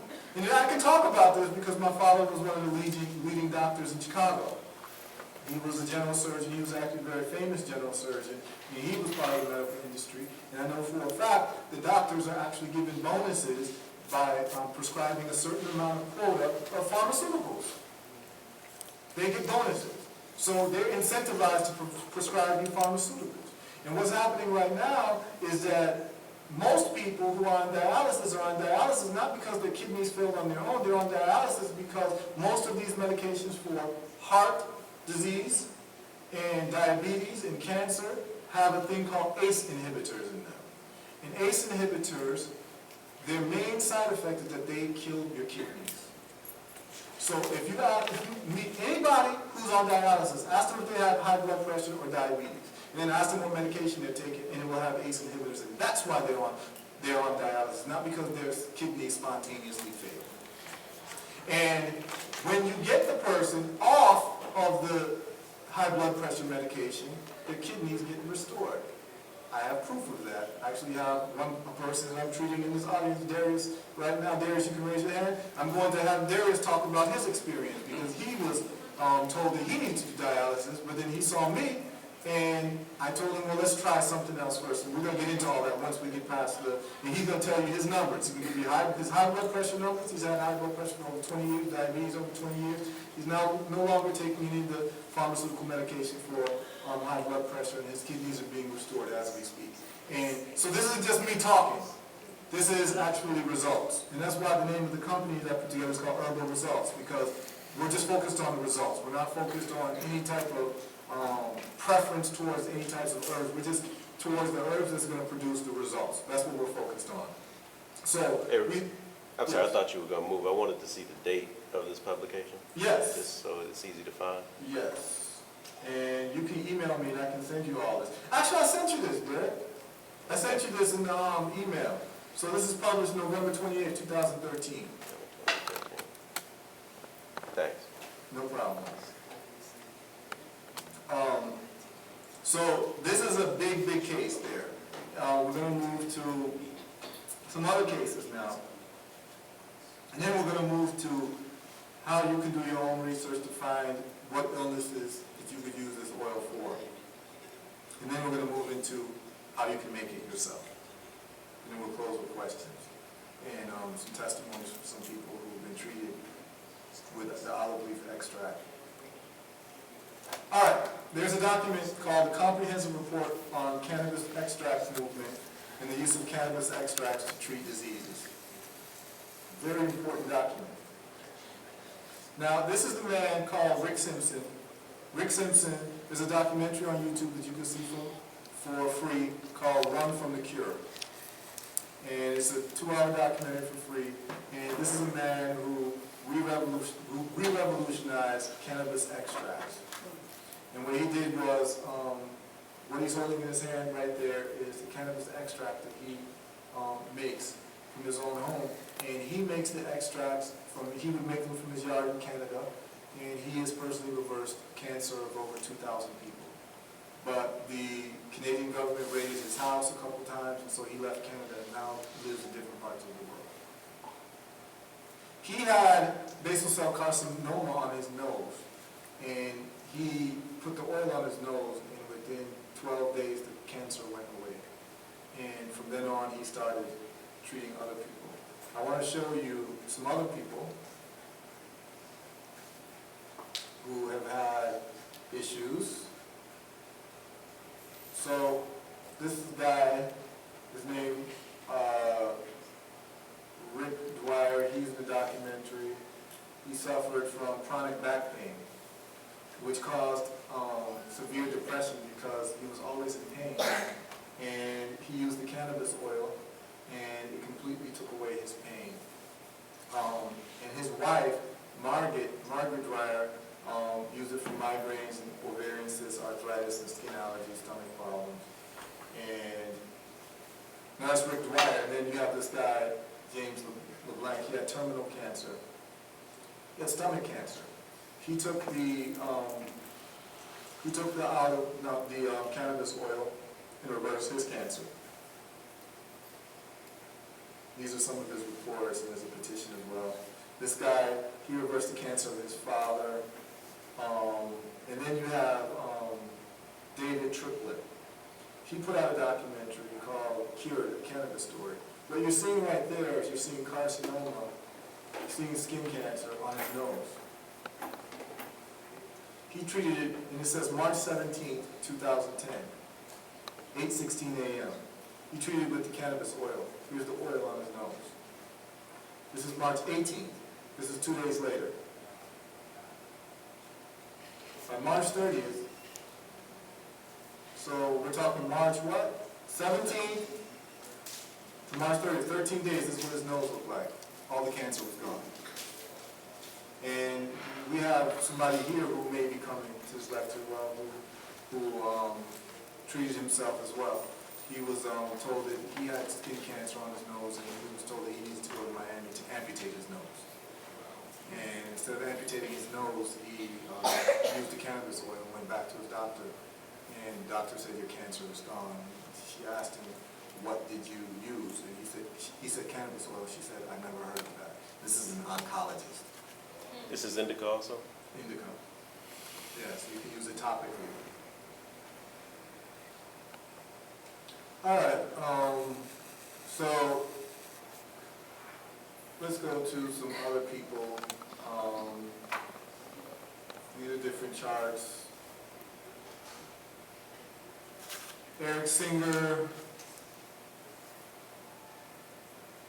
Okay, this is the case I like a lot. So this is a guy who had cancer as well, reversed his cancer.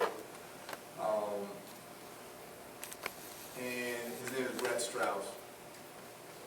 Now you have somebody who's actually very famous because she developed her own extraction technique, and her name is Shona Banda. She had end-stage Crohn's disease, and if anyone knows what Crohn's disease is, it's a very terrible disease. Crohn's disease is an autoimmune disease where your immune system recognizes your digestive system as an enemy, and your white blood cells begin to attack your intestines, and you start getting lesions in your intestines where you can't hold out any food. So she was dying. She had end-stage Crohn's disease. And what happened was that because she had no appetite, her husband told her, well, you need to start smoking some joints, some marijuana, to at least get an appetite so you can at least hold down some food in these last days. So she started smoking, but it was irritating her throat because she has a very weak immune system. So the husband decided to get her a vaporizer. She got a vaporizer because the vaporizer doesn't have the smoke, it's just a mist. And what she noticed was that after she'd be done vaporizing, on the glass part of the vaporizer, there'd be this sticky gold brown substance there. That was the oil. That was actually the oil. So she started stopping up the vaporizer and scraping the oil and taking the oil. And within 3 weeks, she could walk.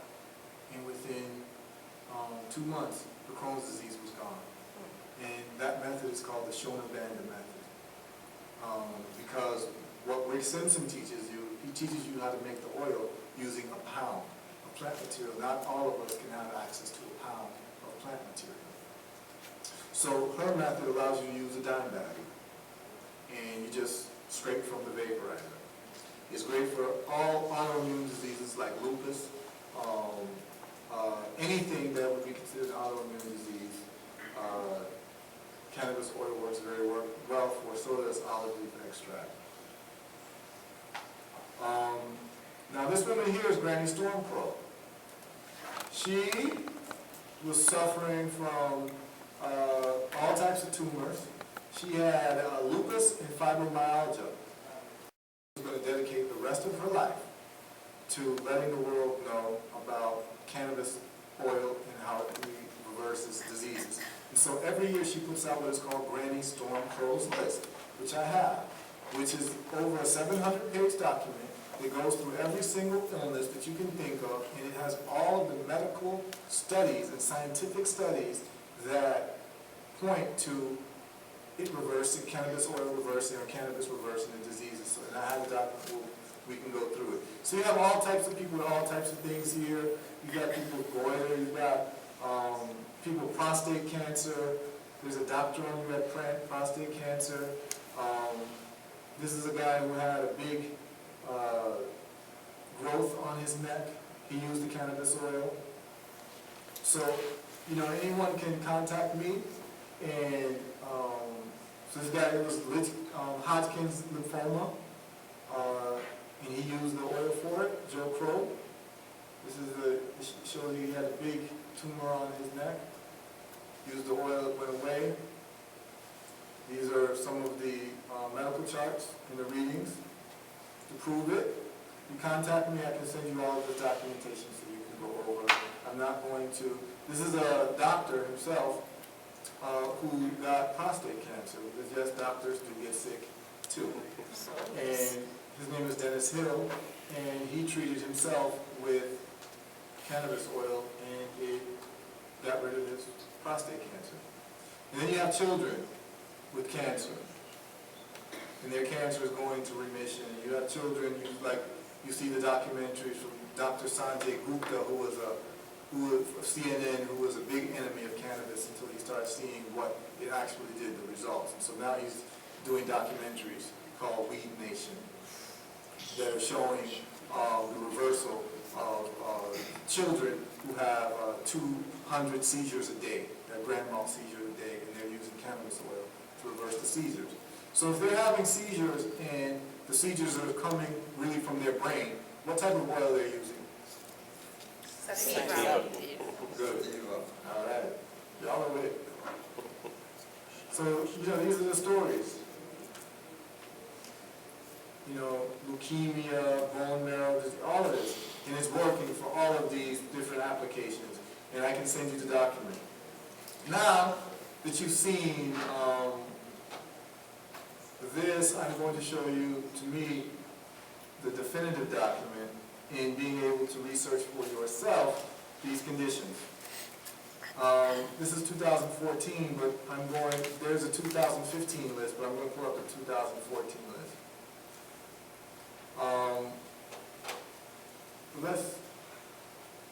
Let's pull up the 2015 as well. So the 2015 list covers everything all the studies from 2010 on. And you got the United States Surgeon General, called Dr. Vivek Murthy, is saying this: we have preliminary data showing that for certain medical conditions and symptoms that marijuana can be helpful. So I think we have to use the data to drive policy making. You think? Late, as usual. Let's look at some studies. This is a very interesting study. So recently some studies that have published the effects of marijuana use on outcomes in traumatic brain injury. And it used 500 people, and what they found out was that the people who used marijuana had a greater chance of surviving from brain injury than people who did not use marijuana. And they've also found that there was a study recently that came out that said that people who use marijuana, their brains shrink. I don't know if people saw that study. But they actually didn't do, on deeper reading of the study, they did not control for alcohol use. So you had people with shrinking brains who were alcoholics, that they said they were also cannabis users, so they just forgot about the alcohol part and they said they were cannabis users. So then they redid the study, and they found out that daily marijuana use is not associated with brain morphometric measures in adolescents or adults. And it shows that after taking into account certain factors overlooked by previous studies, alcohol use, age, gender, there is no brain shrinkage. And then there's another study that talks about the safety of cannabis against all these other types of drugs. And it says comparative risk assessment of alcohol, tobacco, cannabis, and other illicit drugs using the margin of exposure approach. Of all the drugs that they compare, only cannabis was considered low risk. Before we get into Granny Storm Crow study, I am going to show you the patent that the United States government has on cannabis. That's patent number 6630507. Let's look at it. United States patent. Cannabinoids is antioxidants and neuroprotectants. These are the people who did it. And guess who they did it under? And it was assigned to the United States of America as represented by the Department of Health and Human Services. And this was filed in 1999, so they've had this evidence since 1999, and the patent was given to them in 2001, United States government. And let's read the abstract. Let's read a piece of the abstract to see what they found out. This newfound property makes cannabinoids useful in the treatment and prophylaxis of a wide variety of oxidation-associated diseases such as ischemic, age-related, inflammatory, and autoimmune diseases. The cannabinoids are found to have particular applications as neuroprotectants, protecting your brain, for example, in limited neurological damage following ischemic insults such as stroke and trauma, or in the treatment of neurodegenerative diseases such as Alzheimer's disease, Parkinson's disease, and HIV dementia. And then it goes on and on. And the U.S. government knows this, and they are still putting people in prison because they're saying that cannabis is a Schedule I drug that does not have any medicinal uses in the United States, but at the same time, they have a patent. You see it in black and white. This is not opinion. This is there. And now you'll be able to talk about it in a different way than you were able to talk about it the day before today. Now, who has an interest in, now this is Granny Stormcrow's list, and let me see the find button. It should be a find button. So what you do is you go into find, anything that you're interested in. Just name something. Name any disease that you're interested in. Fibromyalgia. Fibromyalgia? This is a over a 700-page document. Fibromyalgia. And then you just hit search and you just hit next.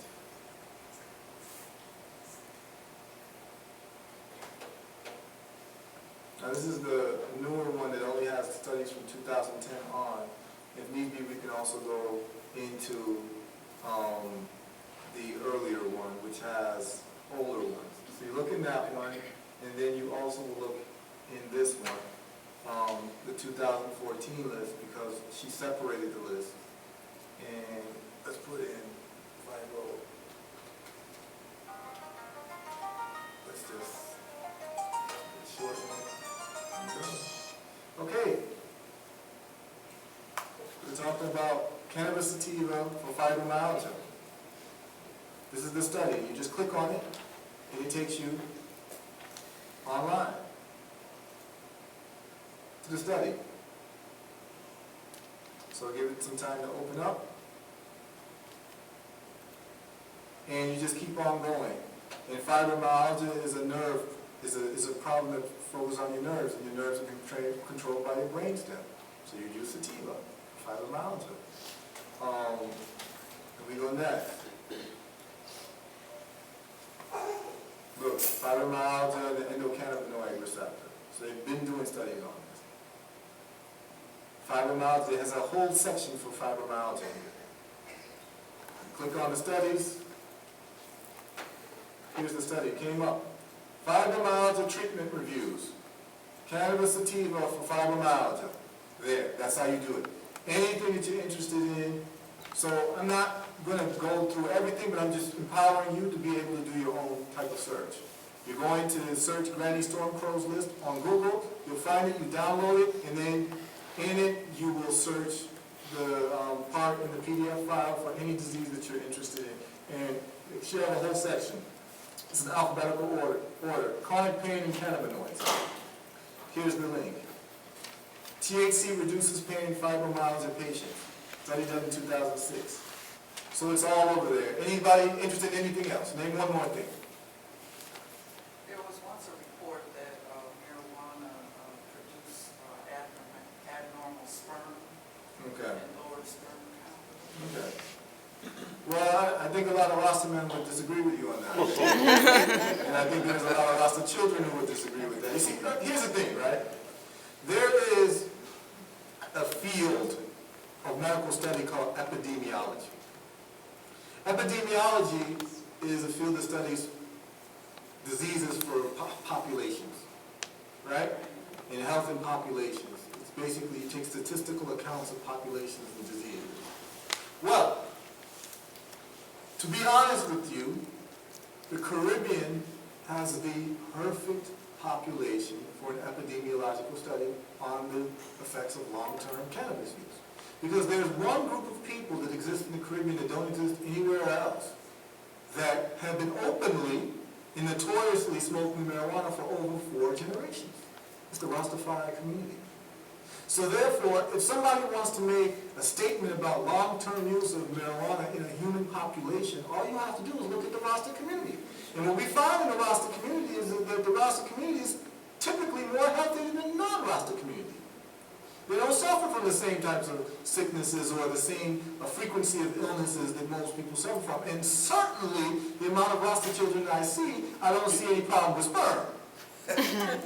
Right? So when people bring those types of things up, then they would have to explain to me the Rasta population. The other thing too is that they will say, oh, marijuana makes people go mad, right? Well, I've been to mental hospitals. And in mental hospitals, I haven't seen, when you go to the mental hospital rooms, they allow you to put up pictures and stuff, because it makes people feel like they're at home. I have not seen one Selassie picture since I've been in the mental hospital. You know, a Rasta man loves to have this Selassie picture there, wherever they are. But even Right? in the hospital period, there are patients that are admitted to the mental health area with marijuana toxicity as the diagnosis. Mm-hmm. The problem is that are they diagnosing for any other toxicities? Are they diagnosing for herbicide toxicities? Well, I mean, I was Right. just looking at the paraquat, which is an herbicide that's sprayed on marijuana. Mm-hmm. And they're saying that the herbicide itself induces people to commit suicide. The herbicide. So now, if someone smokes the marijuana laced with that herbicide, all of a sudden now, it's the marijuana's fault. If they would smoke peppermint laced with that herbicide, it would be the peppermint's fault, right? Now we want to outlaw peppermint. You see what I'm saying? So in this document here, they have psychosis. And they talk about studies that they've done, and they've shown that from the studies that marijuana, so they did an analysis here, the effective reclassification of cannabis on hospital admissions for cannabis psychosis, a time series analysis. And when you read it, you find some very interesting things out. And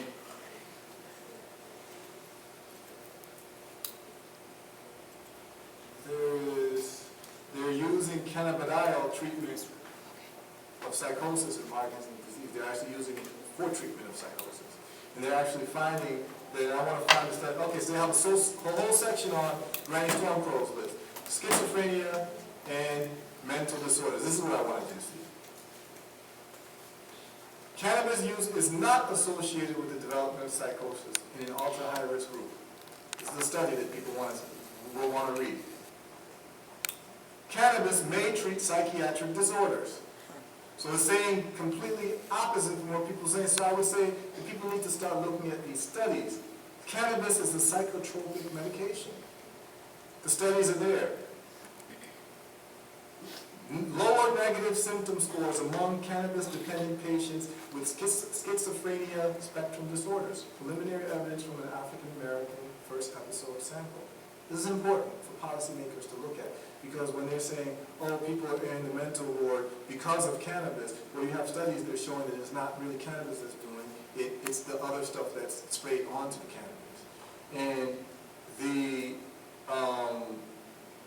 chemicals in cannabis may help mentally ill. There's so many studies, and that's why this type of study is very important. So I'm glad you asked the question, because it's a question that a lot of people do ask.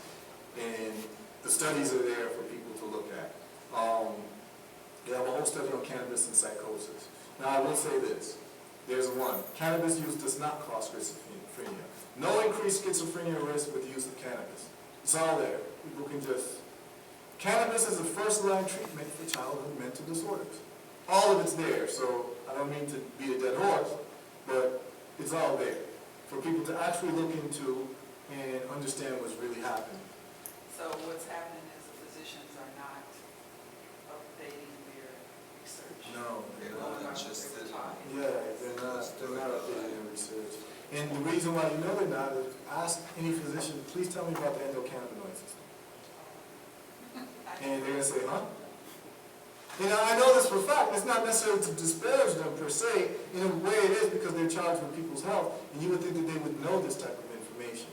But they're not taught this in medical school. Because, you So see, it requires thinking outside of what they're taught in yes. school. And what you have to understand, what people need to understand about the medical school system is this, is that the medical school system in the West, first of all, Western medicine is based on wartime medicine, right? So in other words, if you have a traumatic injury from a car accident or a wound or something, that's the best place to go. Because they're into stabilizing you. It's wartime medicine. It's meant to stabilize soldiers so that they can go back into the battlefield. So it's acute medicine. Yes, exactly. That's what they treat. But they're not curing anything because they're dealing with pharmaceuticals. And the reason why they're dealing with pharmaceuticals, it traces back to two men. A man named John D. Rockefeller and a man named DuPont. DuPont Chemical. Petrochemical. Yes, petrochemical. And what happened is that John D. Rockefeller gave the endowment for most of the medical schools in America, for the beginning of the medical schools. And in exchange for that, people were taught how to use prescriptions based on pharmaceuticals that are based on petroleum products. Rockefeller was an oil man, so he's making petroleum products, and the waste from the petroleum products he would sell to his friend DuPont. DuPont would then take the waste from the petroleum products and make pharmaceuticals. So, if he's going to now invest in your school or give an endowment to your school, you better make him and his friends rich. And that's where it's coming from. And that's why doctors are basically, when they go to school, they are taught this sickness, this type of pharmaceutical. Not necessarily thinking about it from a causation point of view and getting to the root of it. It's about managing the symptoms. You know, so then you see them and then they prescribe something to you and they'll tell you, you have to take this for the rest of your life. Right? And one thing about a drug dealer, if anybody knows any drug dealers want you to come back. That's the number one rule of a drug dealer, is to keep the person coming back. And that's what they are, they're drug dealers. You know, they're not healers, they're drug dealers. That's Ross Robin. Yeah, I was telling you, in case of my dad, the process of boiling the ganja, we boil the ganja with the alcohol. Now, what I want to find out from you is that in terms of the plant itself, Yes. okay, be it indica, be it sativa, Yes. in terms of the amount of THC and cannabinoids in whatever indica or sativa, how do we know that? Is there a way of finding out which one has a lot of cannabinoids versus THC, etc., etc.? Absolutely. Now, that's a perfect segue about what I'm about to get into. Perfect. We can give you the resources for that. Now, we've gone over the diseases and how you look at the diseases. Now we're going to go over extraction science. This will be the last part of it. And I want to bring up this study to you because people are making their extracts. Rick Simpson was making his extracts that were healing people and are healing people. But he was using paint thinner. He was using naphtha. Paint thinner is carcinogenic. There's a strong hydrocarbon that extracts cannabinoids very well. And so people did a study. Some folks in the University of Italy did a study on extractions. This is from the Department of Pharmacy, University of Siena, and also the Institute of Biology, Leiden University in Netherlands. And I'm going to bring you to this chart here. Here's the chart. This is what's important to know. Because there's been a debate amongst extractors. You know, the extraction world is its own like secret society, and there are a lot of debates that happen. And every, results stop debates. And so they took the same plant material through different extraction techniques, mediums. And so naphtha, look at the extraction of naphtha. You all can see it very well? Yeah. Look at the level. Then they use another hydrocarbon, petroleum ether. Look at the level of cannabinoid extraction. Then they use ethanol, which is grain alcohol. Look at the level of extraction. Then they use olive oil. Look at the level of extraction. Not as good as naphtha, but much better than ethanol. Why? Because olive oil is a fat. So intuitively, you will know that there's actually better fat than olive oil. It's coconut oil, which is replete amongst people in the Caribbean. It's all over the Caribbean. It's a better fat. Extra virgin olive oil is actually a higher fat content. It's a healthier fat. And most olive oil that you find in stores is actually not olive oil. It's cut with canola oil. It's not pure olive oil. It's canola oil. It's a fraud. Most of it is a fraud. Even if it says 100% pure, most of the olive oil you're getting is a fraud. Coconut oil, if it says extra virgin, you have more chance of it actually being extra virgin coconut oil, and I would recommend the brand Nativa. And so you would see that coconut oil, which they didn't use, intuitively have a higher extraction rate than olive oil, close to naphtha. The problem with naphtha, and their conclusion is use olive oil as an extract because naphtha is carcinogenic. And if you don't get the right naphtha, you're not going to boil all of it off. If you don't boil all of it off, you're actually going to cause problems for someone who has cancer, because you're giving them something that can cause cancer to fight cancer. So in Canada, Rick Simpson has what you call light naphtha. But the light naphtha had a lower boiling point than water. So you're able to actually boil it and drop water in it, and if the water evaporates, then the naphtha would have evaporated. But people took these instructions in the United States and would go to Home Depot to the paint section and get naphtha. But in the United States, the naphtha there is heavy naphtha, and not light naphtha, which has a higher boiling point than water. So what they would do is they would take their plant material, they would put naphtha in it, and then they would drop the water in it. The water would evaporate, and they would think that everything is ready to go. But since it was heavy naphtha, at a higher boiling point than water, it still had residual naphtha in it, in parts per million. That's why I teach people how to use the oil technique, the coconut oil technique. And the other side too is that ethanol, naphtha, petroleum ether, people using another hydrocarbon, butane, are explosive. They're highly flammable. And so you've heard stories in California, people blowing up their houses because they're doing butane extraction. They don't know what the hell they're doing. It catches fire and it blows up. And as quiet as kept, I did ethanol extraction and it caught fire the first time I did it. It was a huge fire. It was actually in the Maxwell's house. It was in their house. They caught a huge fire. And so you have to be careful with it. And, we had to put it out. Coconut oil is the way to go. And the way you do the extraction is this, and to get into Ross Nabi's question, is we're going to get into that. There are a couple things.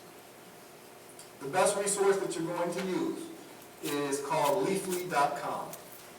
Leafly.com has created a periodic table, Leafly.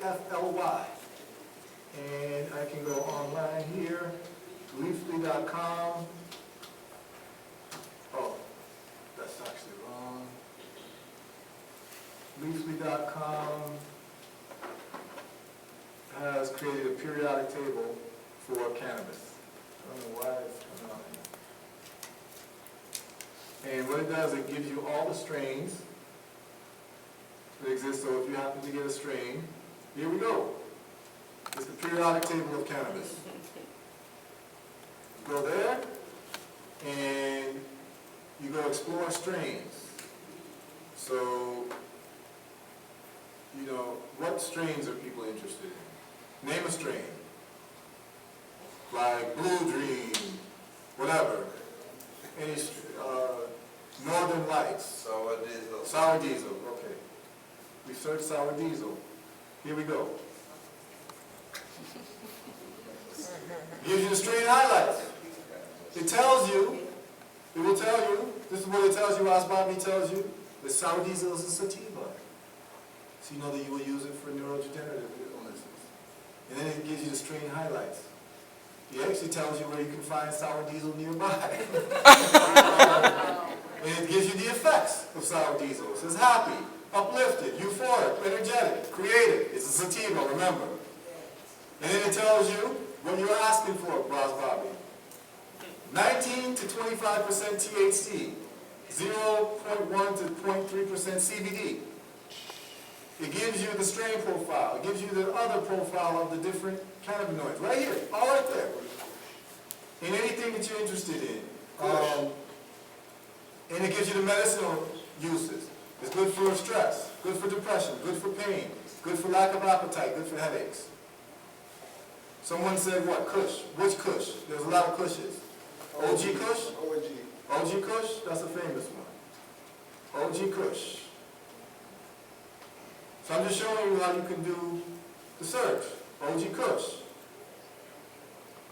They're telling you that it's a hybrid.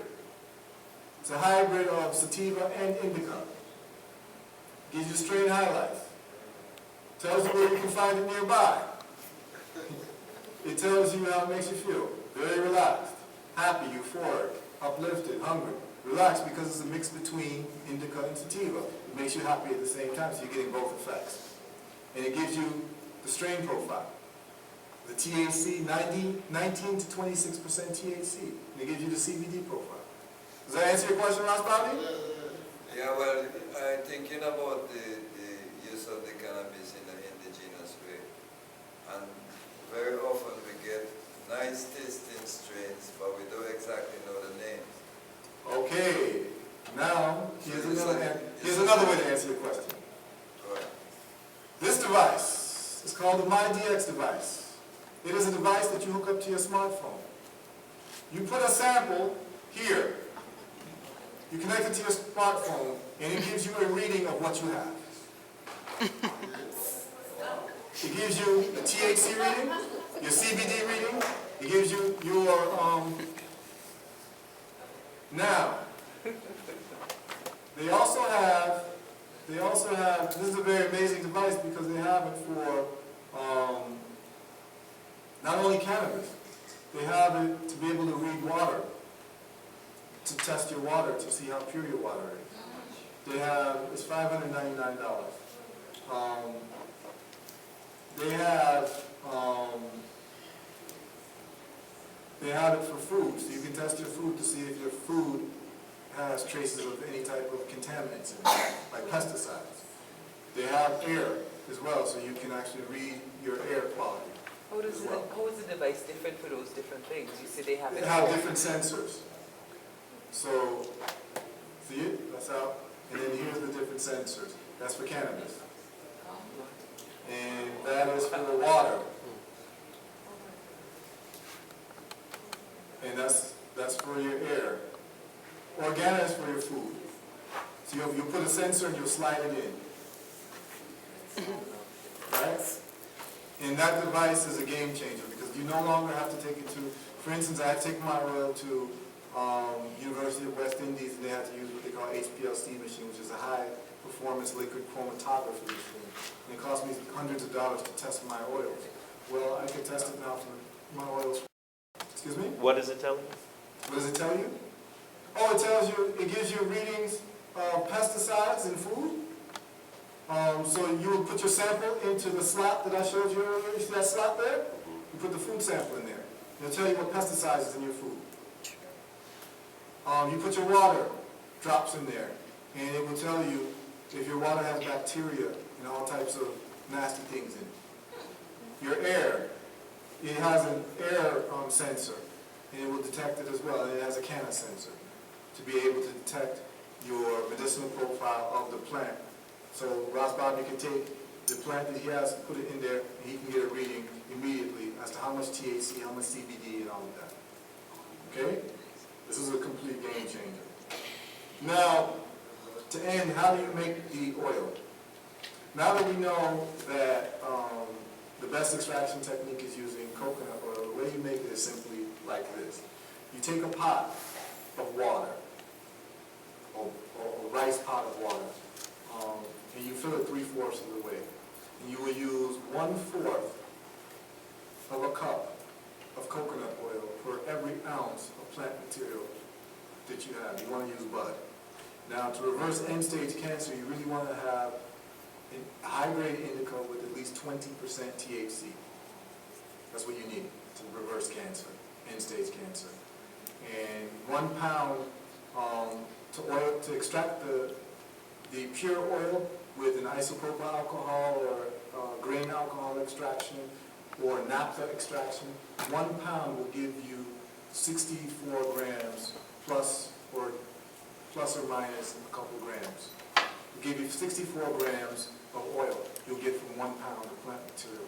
And that 64 grams of oil is enough to reverse stage 4 cancer. 64 grams. So can we go over this again? Three-quarter water. Okay, yeah, I'm gonna go over that. So here's the measurements. Y'all take a note. The measurements go like this. This is the coconut oil extraction. And the coconut oil extraction, because it's gonna be diluted with coconut oil, the cannabinoids are gonna be diluted with coconut oil. You have to take an amount 15 times more than what you do if it's just pure oil. The oil looks very sticky, like a glue type thing, if you just extract the pure oil. But since this is a coconut oil, a lipophilic fat extraction, you're going to have coconut oil, and your coconut oil is going to look green. So here's how you do it.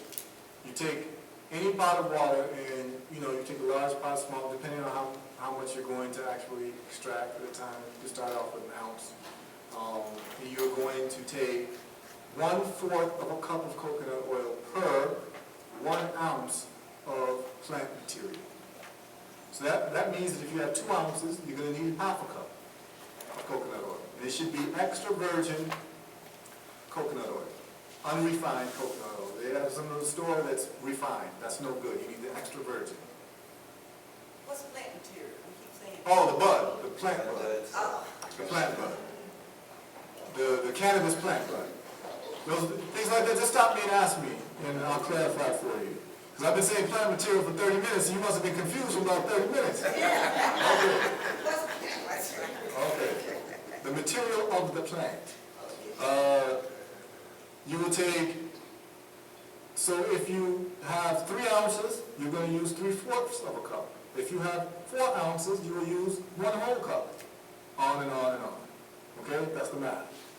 What you will do is you will boil the water. The water comes to a boil. When the water comes to a boil, you will pour the coconut oil on top of the water. And you will let that boil for another 2 minutes and let the coconut oil get hot. You will notice that the coconut oil will rise to the top and sit on top of the water because, as they say, oil and water do not mix, and because water has a lower density, a lower density than the oil will float to the top. That's the science of it. So the oil will be at the top. And then you are going to grind the plant material in a blender, just to get it ground up, because the buds are very tight. So you want to get it ground up as much as possible so you can extract as much cannabinoids as possible. You're grinding it dry? Yeah, you grind it dry. You are going to then pour the plant material, the bud, that has now been ground up in a coffee, a coffee grinder or a Vitamix or any type of blender, dry, and you are going to then just place it on top of the water, and mix it. And you are going to let it boil at a light boil for 1 hour to 2 hours. 1 hour is fine. After 1 hour, you let it cool down and you strain it. You separate the plant material, the bud, from the liquid. You'll strain it. You can use a 25-cent woman's pantyhose. Or one of these things these brothers like to wear, these stocking caps. You can use one of them. So, if you're running out, if you can't find it, just call a brethren, who have those stocking caps, and just ask them if you can borrow it real quick. You should just use it, you strain it, you squeeze it. You squeeze it all out, and you get all the water and all the liquid out. And you will have a bowl of water, oil, and cannabinoids. Then you will put it in the freezer. Because coconut oil has a higher hardening temperature than water, it will get hard before the water gets hard. Because what is the hardening temperature of water? Does anyone know? Right. Or 0 degrees. The hardening temperature is ice. That's when it got hardened. It turns into ice. Right? At 0 degrees or 32 degrees. You're talking about Fahrenheit or Celsius. Right? And what happens is that coconut oil has a higher temperature where it hardens. You've seen coconut oil hard, white. A hard white solid, right? Well, it hardens at 68 degrees. So when it's 68 degrees, it turns from the oil into a hard type of thing, like a chunky thing.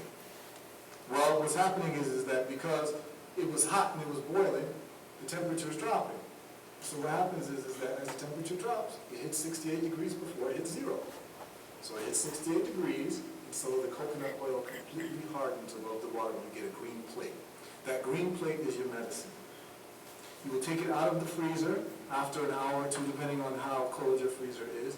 You will take a knife to the sides and you will lift a plate of green coconut hardened oil with cannabinoids out of the water. The water you can throw away. You will then take the hardened plate that you have of coconut cannabis oil. You'll just chop it up and put it into a Pyrex measuring cup. And then you're going to need a toaster oven. The last step is called decarboxylation.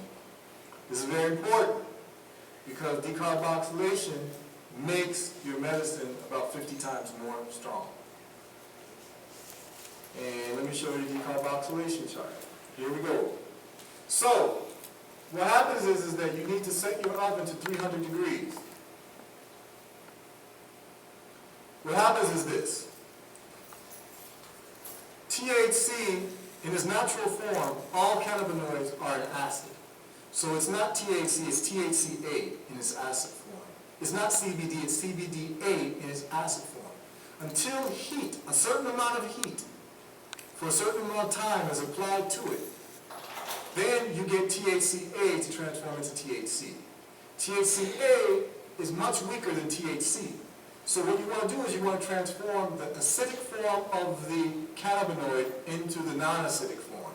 And that's the process called decarboxylation. And simply in science, the molecular structure of a cannabinoid like THC is like this. And this part would be the carboxyl group. The carbon and the oxygen right here. And when you add a certain amount of heat, and that certain amount is 293 degrees for 7 minutes, it breaks off and the THCA now becomes THC without this part. That's called decarboxylation. And now you have THC oil. You have cannabinoid CBD oil. You have a potent oil, a very powerful oil. And let's look at the decarboxylation chart. Here's the chart. We see the level of cannabinoids, THC content, milligram per gram. We see that it reaches its highest peak right here, which is 15, when it's at 293 degrees Fahrenheit, and this is the time. So this is your y-axis and this is your x-axis. Your x-axis represents time, your y-axis represents your THC content. You see that your THC content is at its peak at 7 minutes and 293 degrees. You see that, right? And then you also see that if you want to do 27 minutes at 252 degrees, you can do that too. But remember that it just came out the freezer, so the mixture is not going to be 293 degrees right away. So you have to put it in the oven for about 20 minutes for it to reach this temperature. Because remember, it's cold. So this is the oil itself reaching 293, not the oven. So you got to put the oven for 300 degrees for about 20 minutes. And the way you know that it's decarboxylating is just like how you know when you pour Coca-Cola into a bottle, you see the carbon bubbles moving. It's called fizzing. It's actually decarboxylating at that point. It's the carbon and the oxygen moving. That's what they call carbonated beverage. It's all science. That's why they call it carbonated. It's a carbon and oxygen moving. And what you will see, that once it starts to heat up and it decarboxylates, on the side, you will see the oil start to bubble. You will see little bubbles start to form, and it'll start to move and rise rapidly. That's decarboxylation, and that's when it started. You let it do that for 7 minutes. When it does that for 7 minutes, it's done. If you do it for too long, THC will degrade into a compound called CBN. CBN is highly sedative, and it will make you go to sleep. So it goes from THC to CBN. So you want to make sure that it stays at THC so that you can get the most medicinal component of it possible. And that's how you make the oil. And you're done making the oil. You have your own oil at that point. So question. Yes. Before you blend it, or not before you blend it, you using the leaves and the buds? Not the leaves, just the bud. Okay, the buds, but you using it green or you using it dry? Dry, you want it dry. You want it to be dry. Because in the drying process, the cannabinoids get stronger. Does anyone who've ever tried to smoke wet ganja as opposed to ganja that's been cured for a long time? It's stronger when it's been cured for a long time. It's allowed to dry for a long time. The cannabinoids become stronger. And so that's it. The other technique, you can use an alcohol extraction. Now, alcohol extraction is very good for topical applications because you get the pure oil. And I'm going to get into dosages now as well. I see your hand up, we're going to get into dosages. The way you extract using other solvents like alcohol or naphtha or isopropyl alcohol is you just wash it. What you do is you take a jar, you put the cannabis in there. You will put the cannabis, you will put the dry cannabis in the jar, you will put the alcohol in there, enough to just cover the cannabis, and shake it. Then you sift it into another jar. And then what you have there will be the alcohol extracted cannabis, cannabinoids. You do a second wash to extract more from the first plant sample. So you do 2 washes, and then you sift that too. And then you take the same rice cooker or a pot, put the same water in the pot, let that boil, and what you will do, and what I do is I take a glass bowl that can be used for cooking, and I put the alcohol that washed the cannabis into the glass bowl. I put the glass bowl then into the water. And what happens is that now your alcohol is not touching fire. You're using the heat of the water that's boiling to evaporate the alcohol. And after about 30, 40 minutes, or maybe an hour, all the alcohol has evaporated. And you're stuck with the oil. And you have your oil. And you could use that. Now we got to get into dosages. End-stage cancer. The coconut oil extraction. You want to get the person up to a tablespoon a day, which is 3 teaspoons a day. What's going to happen because of the heavy indica, the person's going to be knocked out for most of the day, which is actually very good because most of the healing happens when you're sleeping. And most people who have cancer cannot sleep because of the pain that they're in. This is actually very good. However, if you want to take away the high, someone will take a thing called citicoline. Citicoline is something that your brain makes. Citicoline is a substance that's also sold at Walgreens in any of these stores. And this is what it looks like. Citicoline. You can buy it from Walgreens. $15. Students in Asia, Japan, and China, they use citicoline as a brain memory enhancer to take exams. Before they take exams, they take this, and it makes your mind sharper. And that is actually used for people who've had strokes. It helps them heal from strokes, citicoline. And what it does is that it blocks the receptors that make you high, so that you're able to, so that you're able to actually take the cannabis oil without being knocked out. That's what citicoline does. You take it 1 hour before you take the oil. You give the patient the dosage. And the dosage you give them is whatever amount of cannabis oil that you give them. If you give them a gram of cannabis oil, they would need to take 3 grams of this 1 hour before. 1 hour before, you give them 3 times the amount.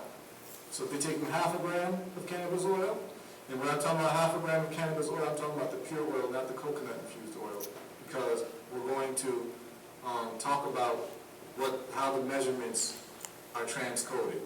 1 gram of pure oil equals 15 milliliters of coconut oil, cannabis extraction. Okay? So it's a 1 to 15 ratio. So that's, therefore, the therapeutic dosage that you need to get up to is 1 gram a day, if you just have the pure oil. If you have the coconut oil extraction, you need to get to 15 milliliters, which is the same as 1 tablespoon or 3 teaspoons a day. And I advise 3 teaspoons throughout the day, morning, noon, and night. And the person takes it, but they have to be worked up to it. They have to be worked up to it, so I start everyone out with 10 drops of the coconut oil infusion to see how they react to it. And then you build them up over the course of time and try to get them, city coding helps to get them there faster. Now, you can take it orally, you can apply it to skin problems, but there's another way to take it. You can take it as a suppository. Women can take it in their vagina. Or if someone has colorectal cancer, you can actually take it through your rectum. Now, if you take it through your rectum, you're able to actually take more because you have avoided your liver. Why is that important? Because THC, the thing that makes you high, the chemical compound, the precise chemical compound of THC is delta-9 tetrahydrocannabinol. But when it goes through your liver, it's converted to delta-11 tetrahydrocannabinol. Delta-11 tetrahydrocannabinol is much more psychoactive than delta-9. So, if you take it through the rectum, if you have colon cancer or prostate disease, prostate cancer, it's good to take it and have it close to wherever your problem is. You're not going to get as high as if you took it through your mouth because it's avoiding your liver, which changes it from delta-9 to delta-11, which becomes stronger in terms of its psychoactive effect. Everyone follow me? So that's the dosage, yes? To create the suppository, you're freezing it again. No, you could take the oil, you take the oil, I would advise you would take the pure oil, not the coconut oil. You could take the coconut oil with it, but I would advise to take the alcohol extraction oil, put it in a suppository, and just put it up there, and it will develop it. Yes, so you put the oil into the suppository, or like so some suppositories that people use dissolve. So you will have like, you see those veggie tablets that people use? Oh, so you mean like a capsule? Yeah, a capsule. For herbs? Yes, Oh, okay. exactly, and then you would put it in that area, and it will dissolve. And it will release the oil into the area, and you increase your healing that way without getting so high. Some people don't mind the high. Some people love the high. But then there's some people who actually have a problem with the high. And this is what you would use this to what they call attenuate the high or to lessen the high. Okay?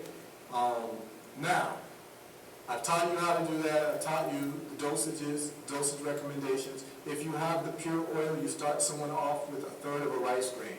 It's very powerful. Most people, a lot of people, I've had a lot of Rastamen, they say to me, I've been smoking ganja all my life, this little rice grain ain't gonna do nothing for me, or 10 drops ain't gonna do nothing for me. And I give it to them, and they end up taking a teaspoon, and then they call me the next morning and say that they was talking to their ancestors. And they just say they were completely knocked out. And it's serious, you know what I mean? It's very serious, it's a very powerful, I've taken it many times because I don't recommend anything to anyone unless I've tried it. And there's sometimes I've made it and I've, taken science to different heights. And I've flown, and it is the strongest high that you will ever have. And for those who take marijuana just to get high, if you take this oil, you'll never smoke again. Smoking is a completely inferior high. One thing that people say about smoking, though, is that, smoking all ganja is bad for you, smoking all ganja is bad for you. Let me just show you a study that was done. Smoking marijuana is actually good for your lungs. Because what they're finding out, they did a study, University of California, San Francisco, University of Alabama. They took 5,000 people, and they found out that people who smoked cannabis, they took people who smoked cannabis, people who smoked cigarettes, and people who didn't smoke. And they found out that the people who smoked cannabis actually had better lungs than people who didn't smoke. Because the cannabis actually has a protective quality to it that protects the lungs from any types of toxins or any types of diseases. So they found out that they were actually healthier. So it may sound good when people say, oh, all smoke is bad, all smoke is bad, but it actually doesn't pan out in reality. It actually helps people. And then, this is a study, they say, oh, if you're pregnant, you shouldn't smoke, and this and that, and blah, blah, blah, blah, blah. Well, there's a study done by a woman called Dr. Melanie Dreher. She's a PhD in nursing, and she did a study of babies all over the world. And she found that Jamaican babies were the strongest babies and the healthiest babies on earth. And she wanted to find out why. And she found out that the reason why the babies in Jamaica were the strongest babies and they scored the highest is that the mothers in Jamaica traditionally smoke marijuana or have ganja tea while they're pregnant. And so what happens is that the main place where cannabinoids are created in the human body is in mother's breast milk. That's where you get cannabinoids. And actually, there are two things that breast milk has. Cannabinoids are one of the things that breast milk has, but breast milk also has what coconut milk has, which is lauric acid, or monolaurin. Lauric acid is a strong antiviral, antifungal, and antibacterial, mixed with cannabinoids. And so the baby, while babies are the most vulnerable human beings, they're actually given the strongest thing so they will be able to survive. That's why they say you need to breastfeed. Not because you need to breastfeed so your baby can get cannabinoids into their system. That's the reality. And this is the study that she did. And she found out that these babies were actually the strongest babies. And When you say strong, yeah, so what they did was here it is. Let's look at this abstract. To identify, so they had a test to test what they call muscular strength, also hand-eye coordination, and different psychological tests that they would give the babies. And the Jamaican babies tested the best. And here it is, the objective, to identify neurobehavioral effects of prenatal marijuana exposure on neonates in rural Jamaica. In the setting, rural Jamaica, in heavy marijuana using population. They used 24 Jamaican babies exposed to marijuana prenatally and 20 non-exposed babies. Measurements and main results. Exposed and non-exposed neonates, babies, were compared at 3 days and 1 month old using Brazelton Neonatal Assessment Scale. That's the test that they use. It's called the Brazelton Neonatal Assessment Scale, including supplementary items to capture possible subtle effects. There were no significant differences between exposed and non-exposed neonates on day 3. At 1 month, the exposed neonates showed better physiological stability and required less examiner facilitation to reach organized states. The neonates of heavy marijuana-using mothers had better scores on autonomic stability, quality of alertness, irritability, and self-regulation, and were judged to be more rewarding for caregivers. Conclusions. The absence of any differences between the exposed and non-exposed groups in the early neonatal period suggests that the better scores of exposed neonates at 1 month are traceable to the cultural positioning and social and economic characteristics of mothers using marijuana that select for the use of marijuana but also promote neonatal development. So they're saying that when you're using cannabis and the cannabinoids that are coming that are coming into these babies actually promote their development on a higher level than babies who don't have it. This is very serious, and it shows a lot of stuff. So a lot of people have opinions, but it's good to go to the studies. Okay, so I just want to go through some of the studies. Anybody who wants to email me and say, hey, I like some of the studies that you show, you can just tell me which study, or if you want a compendium of studies, I will put it together to you and email right back to you. Yes. As far as the products are concerned, do you sell them? Okay. So I do not sell cannabis oil because it is legal, but I will tell you how to make your own. However, because I'm interested in results in healing people, I did not stop with just cannabis oil. So I started researching olive leaf extract and oregano oil. And the olive leaf extract is right here, and this is what my company sells, olive leaf extract right here. And I'm treating several people in the Virgin Islands as we speak, and one of them has shown up. He's shown up with his family, and I would like Darius to come up and please talk about your experience. Your wife, you can come up too and just talk, because she lives with him and she knows exactly what has happened. So please share with people your story as to your health conditions. Come up to the front. And wife, please come up to the front. Because they came to me. There's one thing for me to talk about it. There's another thing for someone else who actually experienced this to talk about it. And he's taking the olive leaf.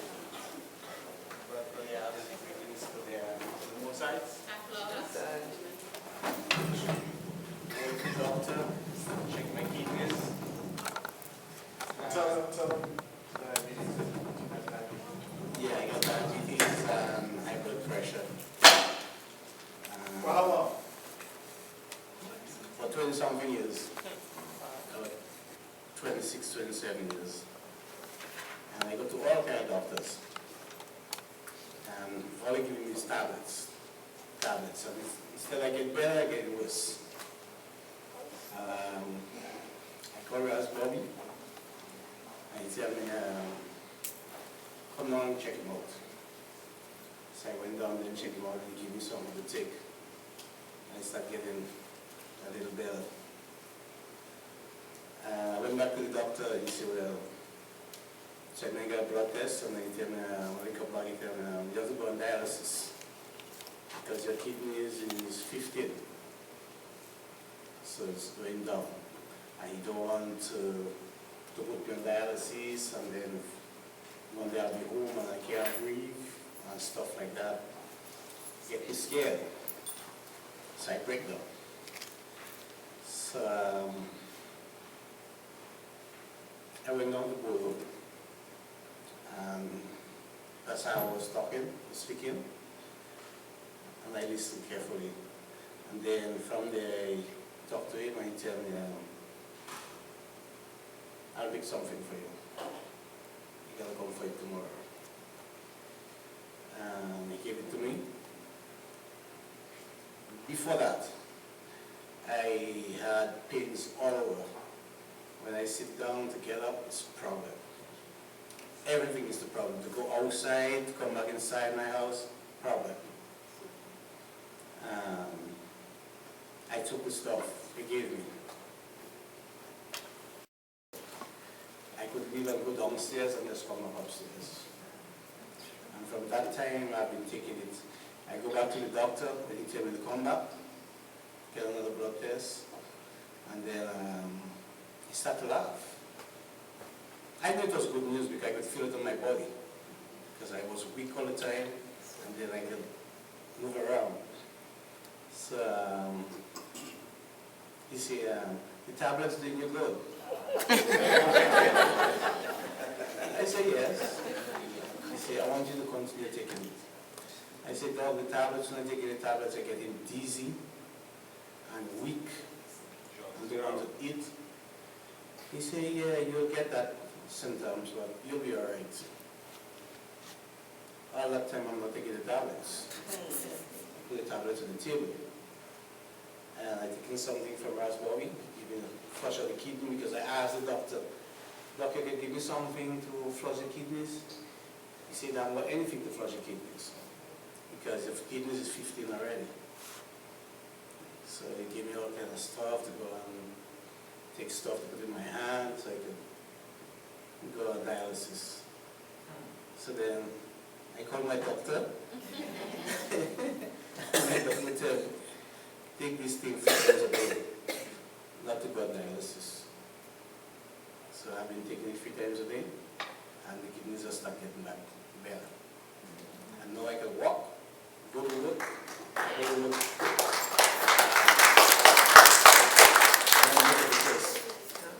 Your nephew called me and tell me, Tyrus, you can come to work? I said, yes, boss. He said, well, the boss said tell her to come to work, because we have a lot of machines break down. So now I come a little bit late because I got to work this morning early and I have to finish late. And I supposed to go to work tomorrow from 9 to 6:30. They said something on the phone and said you have to come in for 7 to 6:30. So I just keep me fit and just doing what they say to do. Thank you. All right.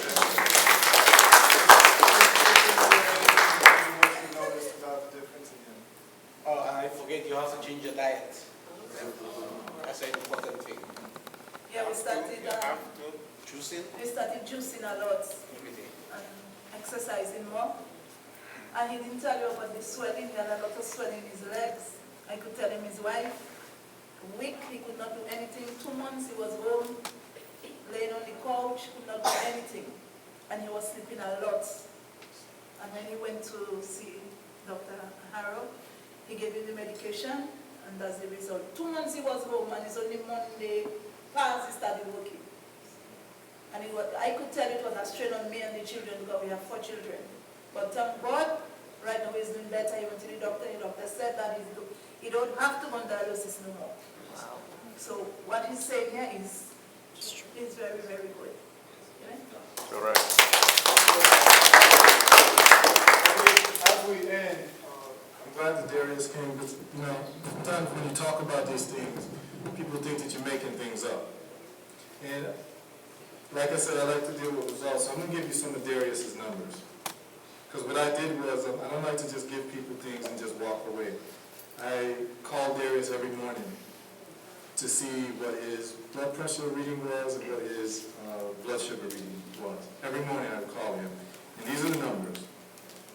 So, on the 23rd of March is when Darius went to his doctor. And this is before he ever met me. And his doctor told him that your kidneys are dying. On a 1 to 15 level, your kidneys are 12. And the higher the number is, the worse your kidneys are. The lower the number is, the better your kidneys are. So he was at a 12, and they said, on Monday, you need to start dialysis. Well, we had the Indigenous Healers lecture, Ross Bobby and Sister Natasha put together, and they invited me, and Chinwe was there as well, and Sister Cherokee was there, and we spoke. And after I gave the lecture, Darius and his wife and his daughter came to me with tears in their eyes. And he said, listen, this is my situation. Do you think that you can help me? He explained his situation. And I'm listening to this because my father died of kidney failure. My father was on high blood pressure medication for over 20 years. The high blood pressure medication killed his kidneys because it has ACE inhibitor. I know this thing very well. So he said to me, do you think that you could give me something that I won't have to go on dialysis? And I said, listen, the reason why your kidneys are failing is because you're on high blood pressure medication. He said, how'd you know? I said, I know. He said, I've been on it for 20 years. I said, I know. Diabetes medication has ACE inhibitors. It's killing his kidneys. So I said to him, listen, your kidneys will be restored once you're off of that medication. But the only way we can get you off the medication is to get your blood pressure down. And so It turns out that olive leaf does that, right? So I started making it on my own, doing my studies on myself and other people, so I could actually test the theories. And I started noticing different things about how it was affecting me in my own personal life. I had asthma, and it seemed like I had a latent infection that would come whenever I would be active, and it's completely gone away since I started taking olive leaf. I also have had eczema, and my eczema has pretty much gone away. And a couple of other things, it's just completely dealt with it. My energy is different. I was somebody who slept late. I like to sleep late. Now I wake up at 6:30 every morning. My wife will tell you she's shocked I wake up before her, which is very new. And so when he came to me, I said, yes, there is something that can help you. And I have this olive leaf, and it's extracted scientifically so to give you help. And the problem is that the health food stores who are selling olive leaf, that olive leaf is completely trash. I looked at it, it looks like they're putting food coloring in it for it to look a certain color. It looks a different color than what I do in terms of the extract. It looks more. And this is pressure is usually 240/80 with medication. This was his reading on March 25th, the first day that I saw him, and that's a Monday. I believe that's a Monday. I think when the Healer Symposium was the 24th? The 22nd? Okay, so the 23rd I gave him this, and his reading was 240/80. By the 25th, which is a Wednesday, his reading was 93/55. Wow. His sugar level is usually over 300. By the 26th, his sugar level went down to 150 From where? from over 300. Was a result even with the medication? Those numbers. Yeah, you're taking the insulin, right? So you're getting 300 with the insulin still. Wow. And so when he took the olive leaf, these are the numbers he's getting. I have a whole list of numbers, so you start getting the theme. And his blood sugar is just dropping and dropping and dropping to the point now where he's completely discontinued his high blood pressure medication. He doesn't take that at all anymore. And his blood pressure is being stabilized at around 93/50. I'm seeing 97/55, those types of numbers. And his blood sugar is going down to 110, and numbers like that. Normal numbers now. He's still on the insulin, but he's taking 80% less insulin that he's taking. He's weaning himself off of the insulin. So we expect that in about 2 months, a month, 2, he's off insulin completely when he's been on it for 20 years. And also, the very important thing was the dialysis thing. He went and saw his doctor on the that's the Friday, the symposium was what? The 22nd, so he saw him on the 20th. Darius went to see his doctor 10 days after, on the 30th. His doctor, his reading was a 12. When he saw his doctor before he met me on the 20th. On the 30th, 10 days later, he did his blood work and everything. His kidneys went to a 6. Went from 12 to 6 in 10 days. What test is this, a BUN? Creatinine. He has all the papers, whatever. It's creatinine. And he has all the papers. And we can answer that, because I haven't actually seen the charts, but this is the calls that he's given me and the numbers that he's telling me. And his doctor is telling him that he was expecting the numbers to actually go up instead of down, and is still trying to convince him to get something in his arm so that just in case this is a fluke, he'll be ready to get dialysis when it's needed. And I told Darius, don't go ahead and do it. Quick question, Yeah. so it's just the olive leaf extract and the marijuana